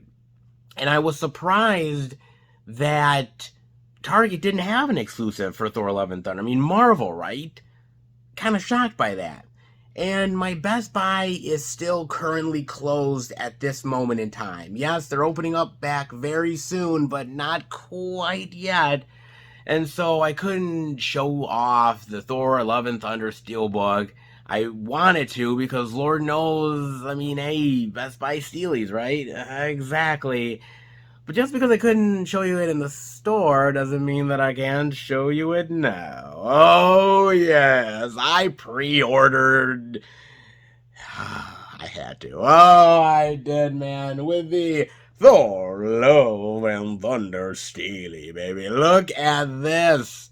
Oh, man, look at that mighty Thor. Oh, and let's not forget Jane, too. Oh, yeah, look at that, man. So cool. I love this Steelbook, man. The Steelbook is really great. I love the design of it, the front and the back. It's really great. And on the inside, it's got, like, them on the ship, I think, like, riding the screaming goats. Oh, man, don't get me started on the goats. Oh, man. Good God. You know, look, it's a great looking Steelbook. It's really wonderful. And honestly, I just wish the movie was as good as the Steelbook is. I mean, seriously, dude. Look, I don't hate this movie. And if we're being real right now, in the pantheon of movies, this isn't the worst thing that you've ever seen. It certainly isn't the worst thing I've ever seen. And trust me, I've been around the block a time or two. I've seen some shit, alright? This is not that bad. And at the same time, look, I'm not somebody who is a completist for the sake of being a completist, right? I'm really not that type of guy. I love the MCU. I collect a lot of the Marvel MCU films. I have them in the collection. But if I don't like a movie, I'm not gonna buy the movie. You know, nowadays, buying steelbooks, buying collector's editions, they're not exactly cheap. And so, you know, you can't just buy willy-nilly for the sake of buying. It just doesn't work that way. I mean, maybe it does for some people, but for me, look, man, I have a tight budget. I have certain things that I want to get, you know, the bills that I have to pay. And so I only have a certain amount to spend. And so if I don't like a movie, there's just no point of buying it. And at least with Thor Love and Thunder, I can at least confidently say there is things in the movie that I liked. I like the Jane stuff. I like the stuff with Christian Bale. I really enjoy the cancer storyline. I think some of the action scenes are pretty cool from moment to moment. The only problem with this movie is the fact that it comes off like a fucking farce. It comes off just plain stupid. I mean, that's fine if you're making a Naked Gun movie or if you're making a scary movie flick, but this is not a parody. It's not meant to be a parody. It shouldn't be a parody. And that's what frustrates me the most about this movie. And I think we took it too far with Thor. I think we really did, man. There was a line that you can ride, and I think Thor Ragnarok rode that line pretty well, minus a couple things here and there, but this went over the edge. And I think that's where a lot of people were like, look, man, if you're gonna make another Thor movie, we don't mind the comedy, we don't mind a joke here or there, but you gotta keep it serious, you gotta keep it level-headed, and you can't turn this into a goddamn parody flick and a farce. You just can't fucking do it, man. And I think this movie is a cautionary tale for Marvel going forward. That, you know, it's great to get outside the box and outside the norm and do something different. I'm all for it. But you have to ride a line between creativity and you have to ride a line between being able to serve the Marvel story. And sometimes you gotta rein people in a bit. And this movie just didn't do that. And so let's hope they learn their lesson for the next go around. I hope they do, because my man Thor absolutely deserves it. It is worthy of putting in the collection, at least for me. But is it my least favorite Thor movie? Yeah, it honestly is, man. As great as the Steelbook is, and I love this Steelbook, man, I can't say that at the end of the day it's all that worth it, because, I mean, you know, the MCU has so many films, and we're entering into a new age of the cinematic universe. And, you know, you have to get these movies right, because now there are expectations. Now there are people that are really raising the bar in a big bad way. And you either reach that bar or you fail to achieve it. And this failed to achieve it. Has its moments, but ultimately, can you say it's the best of the bunch? I certainly can. But at least I'm happy to have the Steelbook love. Very happy indeed. It looks great. And yes, will go great with the rest of the Marvel Cinematic Universe. Thor, I love you. Let's hope you're a little bit more serious next time. Just a wee bit. Just a wee bit indeed, man. But hey, can't beat the Steelbook love. Oh, indeed you can't. But that's not all, because yes, I did get more physical media love. Did you seriously think I didn't? I mean, come on, man. And this one actually got released last week, and I had to wait a week before I could pick it up. But this one, man, is kind of interesting because I used to have it in the collection, got rid of it when I was downsizing the DVDs long ago, always wanted it again, and now having it on Blu-ray, well, it's a nice little upgrade. And Sandra Bullock love, well, that definitely can't be beat. I mean, look, I love me some Sandra Bullock. Yes, from time to time, the chick frustrates me. I mean, why does she have to do movies with Channing Tatum? Oh, God. Okay, everybody makes mistakes, man. But this one is definitely worthy of her talents when we're talking about 28 days. Yes, not 28 days later, whatever that is. No, this 28 days, baby. Yeah, man. The life of the party before she got a life. Oh, yes, man. This is a really great dramedy. A lot of drama mixed with a little bit of comedy, and I think it works absolutely perfect, man. I mean, basically, Sandra Bullock plays this chick who really has this drinking problem. I mean, she is an alcoholic in a big bad way.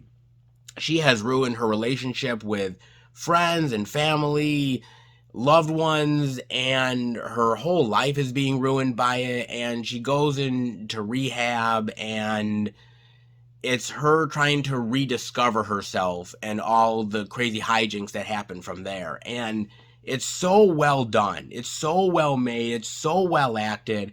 I love everybody here, whether we're talking about Steve Buscemi, that I really love in this flick. I love a lot of the other actors in here. I'm thinking about, oh yeah, Dominic West is in here. He's really great. Viggo Mortensen. Love Viggo in this, man. He's so good.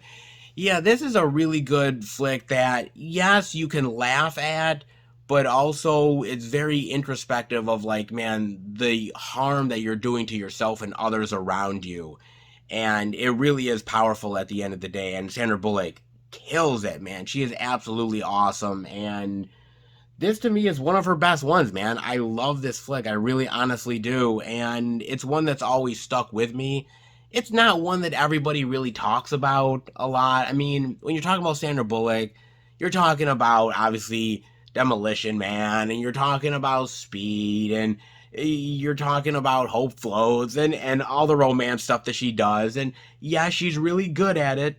Trust me, she really is. I love her in that stuff. But give it up for the dramedies every now and again, because she is really good at that stuff, man. Yeah, it's not The Blind Side, but hey, it's pretty damn good, isn't it? Oh, indeed it is, man. Love this. Finally able to have it back in the collection after so many years on Blu-ray, nonetheless. Pretty damn sweet, man. More Sandra Bullock in the collection, it can't be a bad thing. Seriously, it can never truly be a bad thing for more Sandra Bullock love. That's for damn sure, man. Ooh, damn glad for that. No doubt about that, baby. But that is not all, man, because there is one more to talk about. Now, this was actually a surprise for me to get, because I wasn't technically wanting to get this yet. All right, I really wasn't, because I was thinking to myself, I'm like, okay, look, man, I'm monitoring this. It's going way down. If I don't get it now, it's going to sell out, so I've got to get it. Well, Vinegar Syndrome love, sometimes you can't wait on it. And sometimes sub-label Vinegar Syndrome love, well, it's hit or miss at moments. But this one was definitely worth the pickup. And that is none other than Married to the Mob.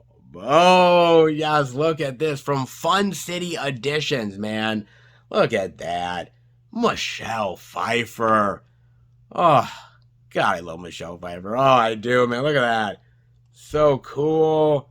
Dean Stockwell, Mercedes Rule. Oh, so fantastic, man. Look at this. Cool. You got this on this side here with this cover on the other side. Oh, so sweet, man. They're her family, whether she likes it or not. Oh, yeah. And I love this. Angela always wanted to give marriage a shot. You don't say. Oh, yeah, man. So good. Michelle Pfeiffer, Matthew Modine. So good, man. I love this movie. Now, basically what ended up happening was, every so often they announce new partner label stuff, right? And they announced Married to the Mob. And I was like, oh my God, I haven't seen Married to the Mob in years.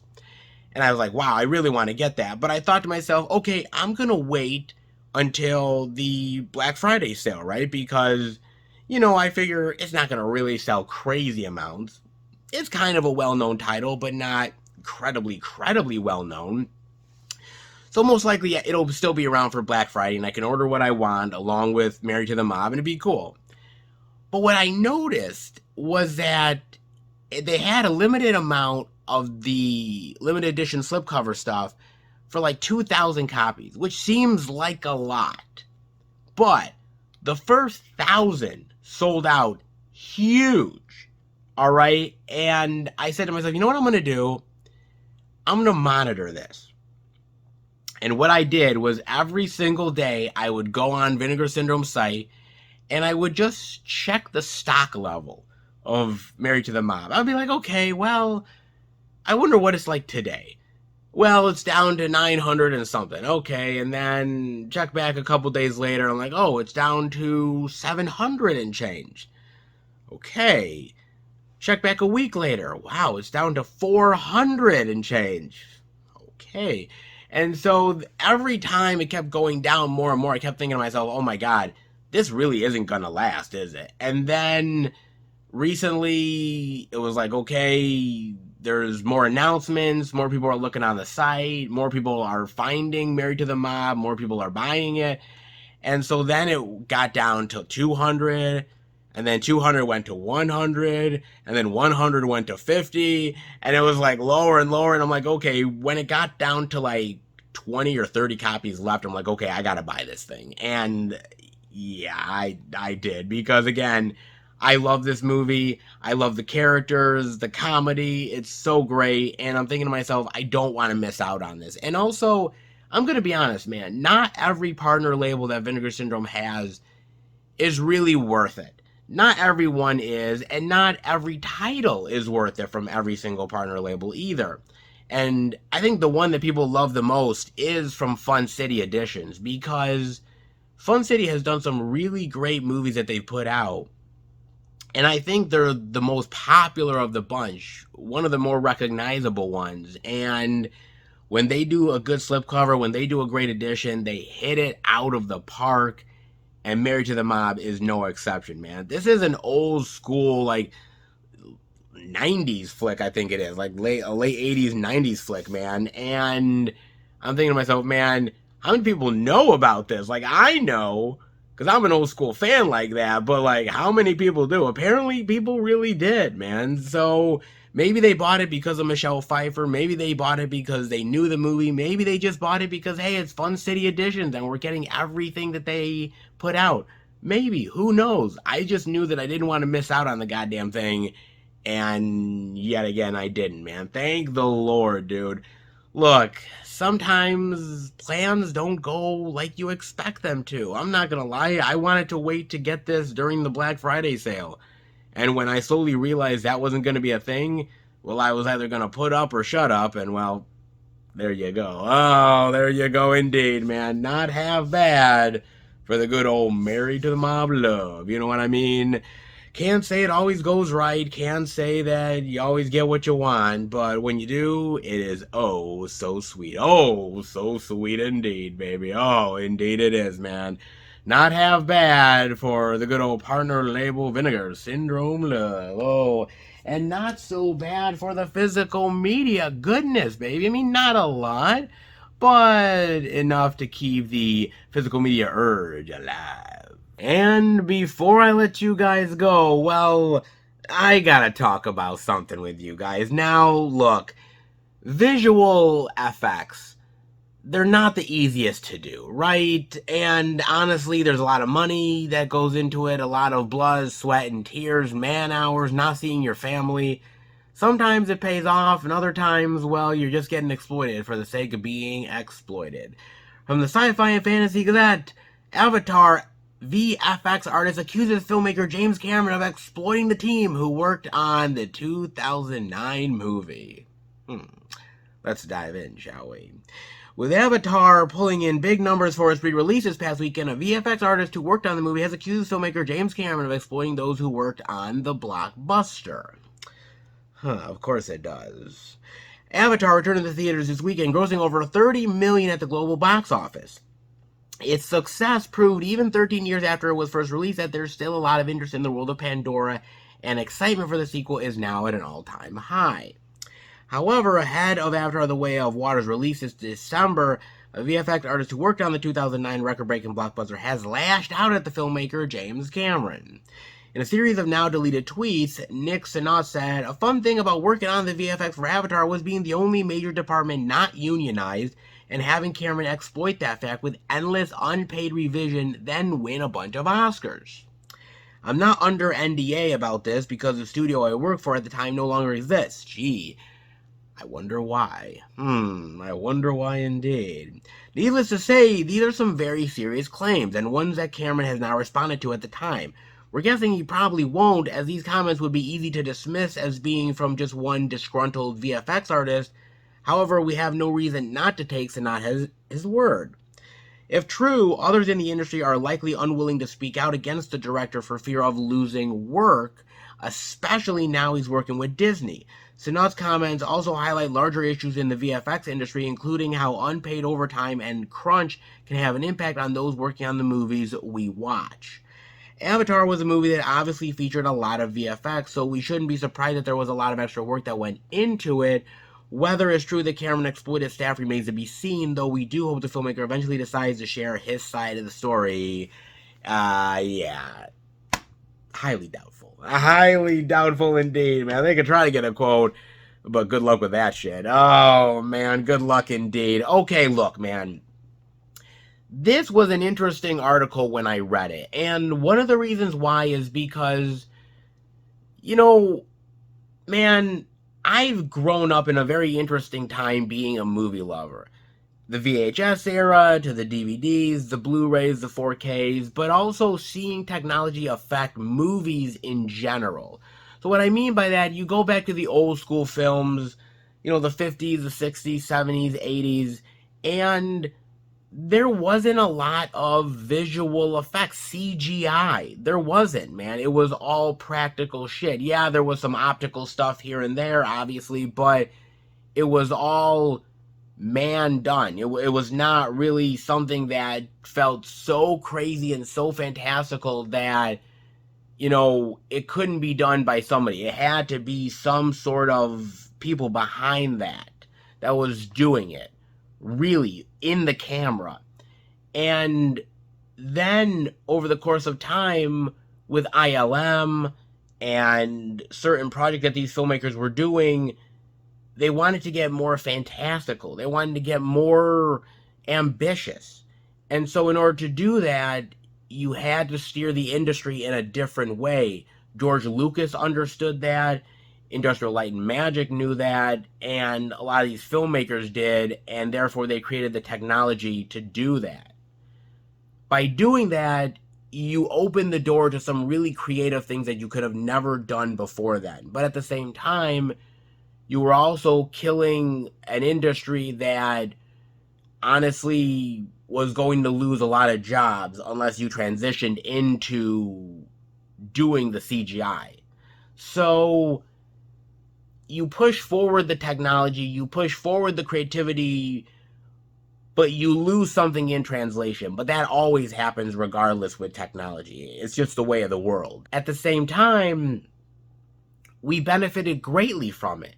You look at movies like Jurassic Park, you look at Terminator 2, you look at The Abyss, you look at Who Framed Roger Rabbit, and so many others out there. Willow, and you could go ahead and name a ton of them, man. And we wouldn't have those blockbusters the way that they are if we didn't have visual effects, CGI, to back them up and support them. We just wouldn't have it, man.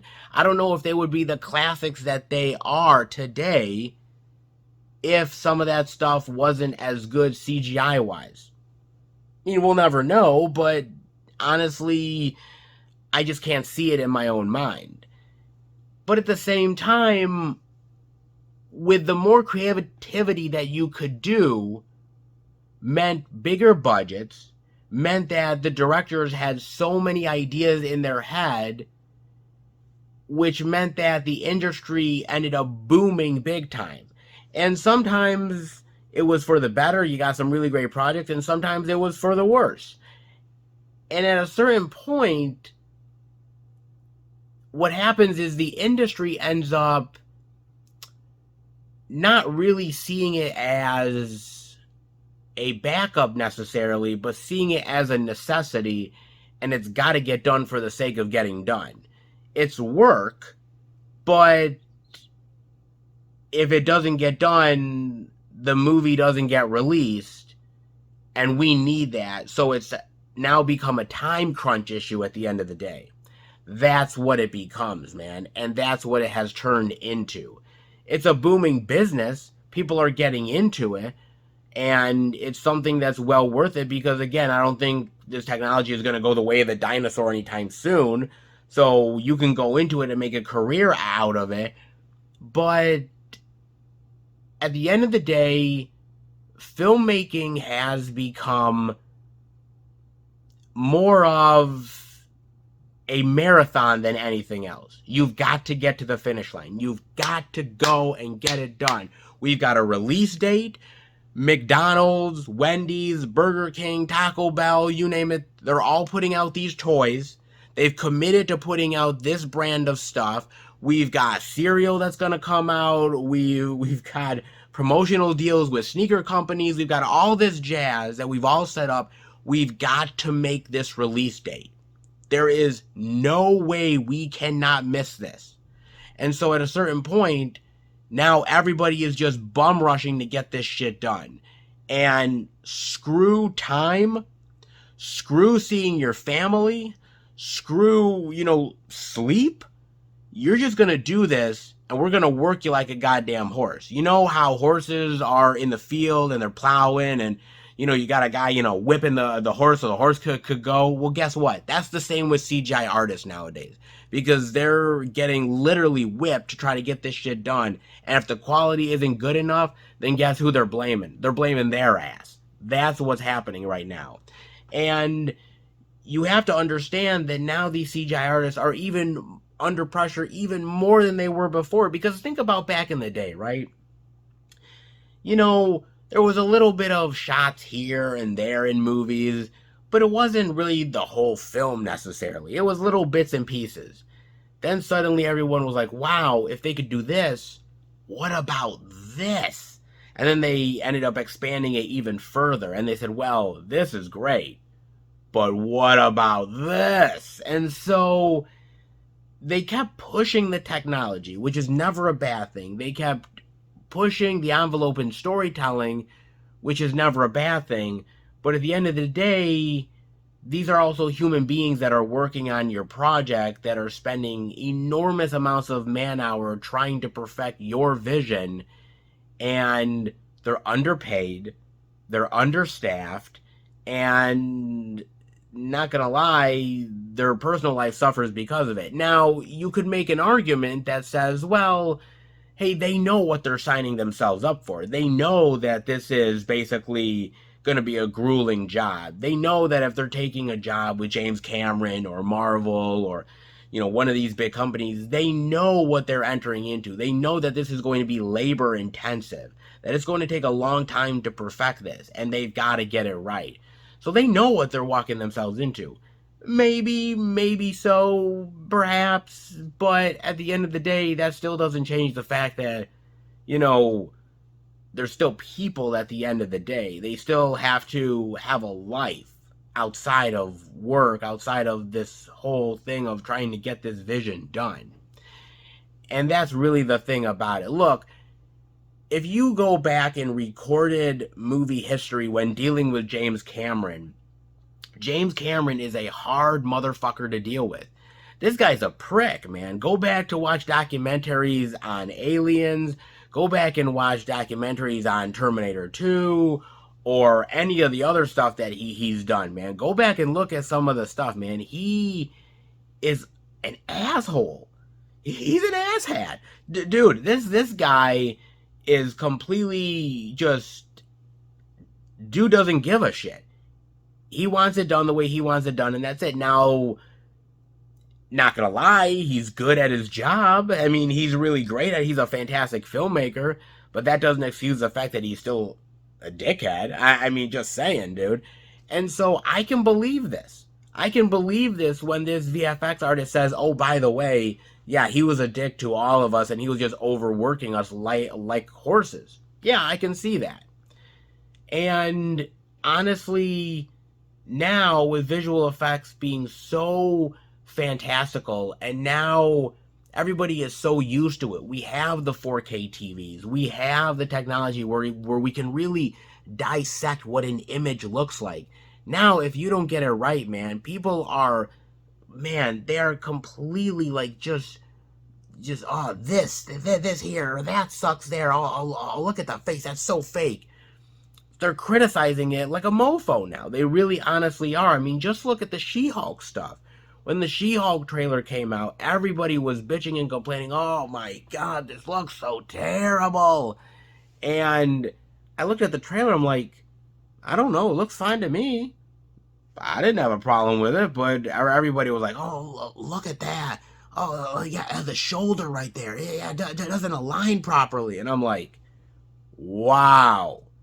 we're really doing this? Like, wow, man, we're really critics like a motherfucker now, man. And so now it's become so critical that now filmmakers can't fail these visual effects because they're going to blame them. So they've got to overwork these VFX artists so they get it absolutely pristinely right in order to get it correct. And if they don't, boy, they're going to fucking hear about it, man. And look, yes, James Cameron is an asshole. Yes, he's a dickhead and a prick. No doubt about it. But honestly, you can't just blame James Cameron here. It's the same with Marvel. There have been so many VFX artists that have come out and said, oh, by the way, Marvel has really been working us to the bone. They've got all these projects. Oh my God, we're working on Ms. Marvel. We're working on She-Hulk. We're working on Loki. We're working on the next Spider-Man movie. Oh my God, we're working on the next Avengers thing. We're just, oh my God, like, oh, or when we're done with one project, they're just like, oh, like they're just pulling them to the next goddamn thing, and they don't have time to breathe. And so this huge cog of a machine just keeps on going, and there's only so many visual effects houses out there. If you remember, at the height of the huge popularity of CGI, when everybody was going out of the woodwork doing it, man, commercials were coming out, everybody, this is the latest, greatest thing. There were so many VFX companies out there, and a lot of them got overworked to the bone. They got underpaid, understaffed, they got overwhelmed, and a lot of these VFX shops just went the way of the dinosaur because they couldn't compete. Because the thing about it, you have to remember, is a lot of these movies, these directors, these companies, they end up shopping their project to other VFX houses, right? So they say, okay, how much can you do this project for? And a company will come back and say, well, we can do it for this budget. And they say, okay, cool, all right? Then they go to the other ones and they say, well, they say they can do it for this. What can you do it for? And if they really need the work, if they really need the job to stay in business, they're going to be like, well, actually, we could do it for this amount. And then suddenly they're like, wait a minute, you can do it for less money? Yeah, of course we can do it for less money. They want your business. So they take the project for less money.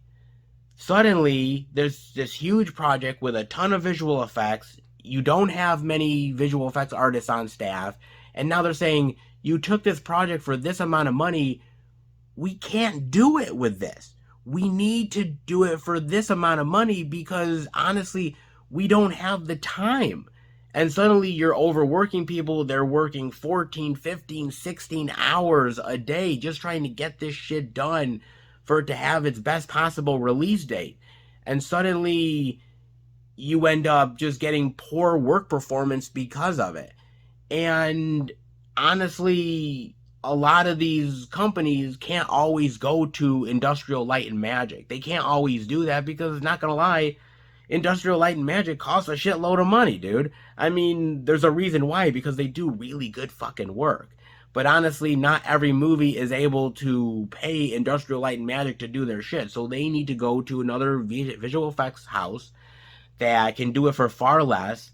And when these visual effects houses commit to that, what ends up happening is they don't really know what they're doing, and they end up screwing themselves over in the process.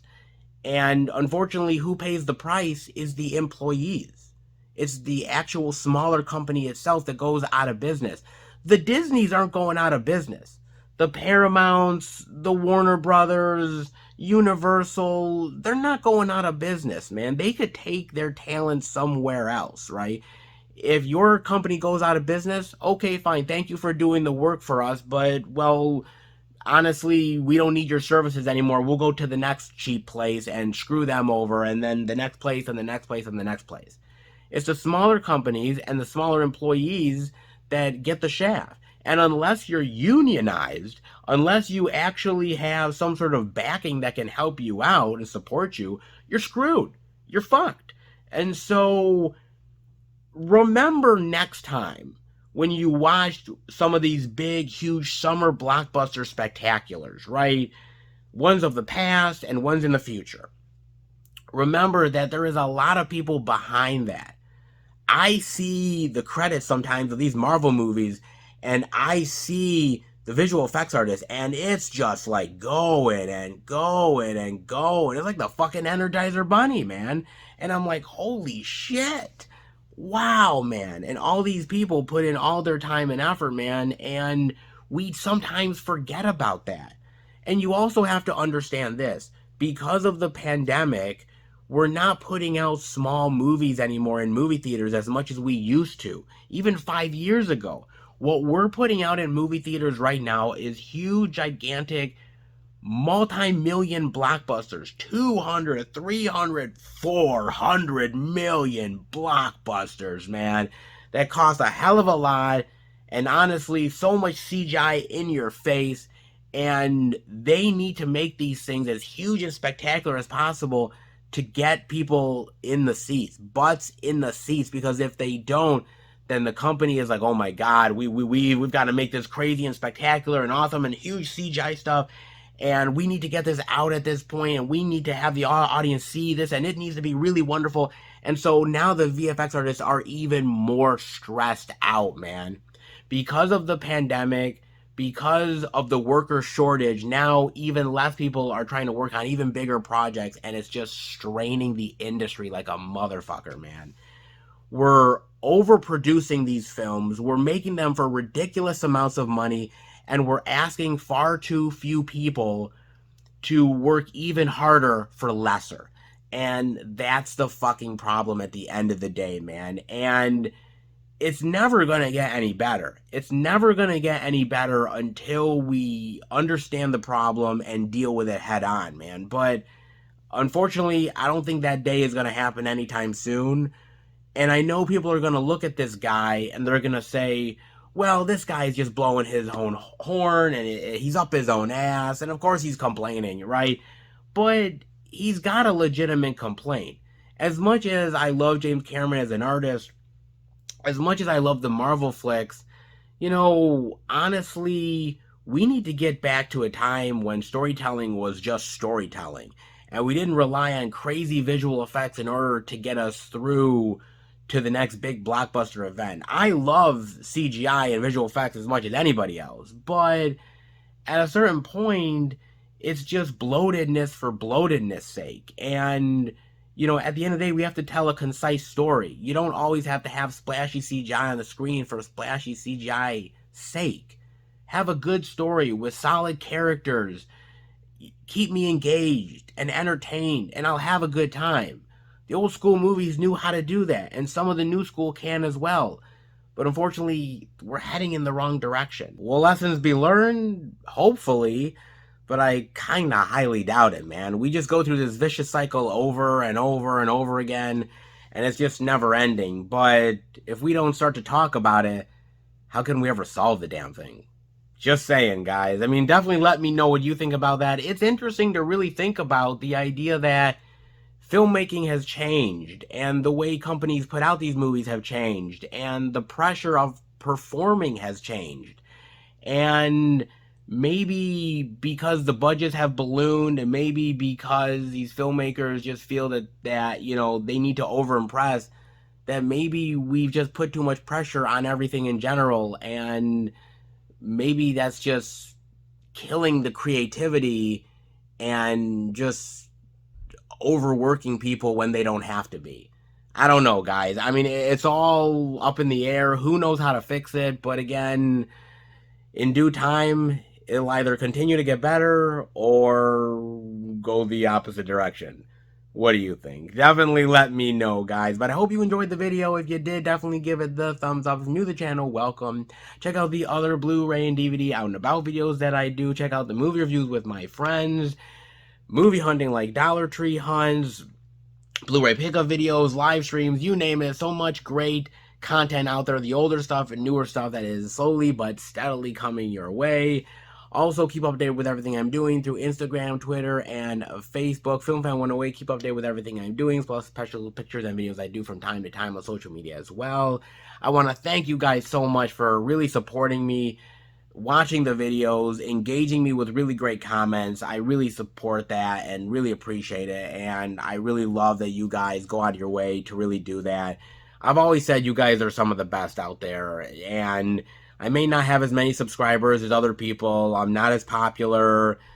I don't get as many views, but that's okay. I love doing this, man. I really honestly do. And it is something that I just love engaging with you guys on movies and talking about physical media, and it's just a true pleasure for me. So thank you for watching and being on board with the channel.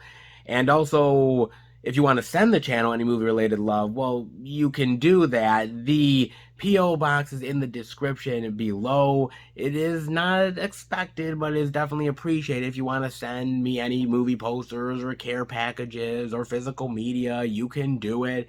A lot of you guys have went out of your way to say, hey, by the way, we really like what you do. We love how you talk about movies. We really want to support you. What do we do? Where do we send stuff? Can we send stuff? Well, yes, you can.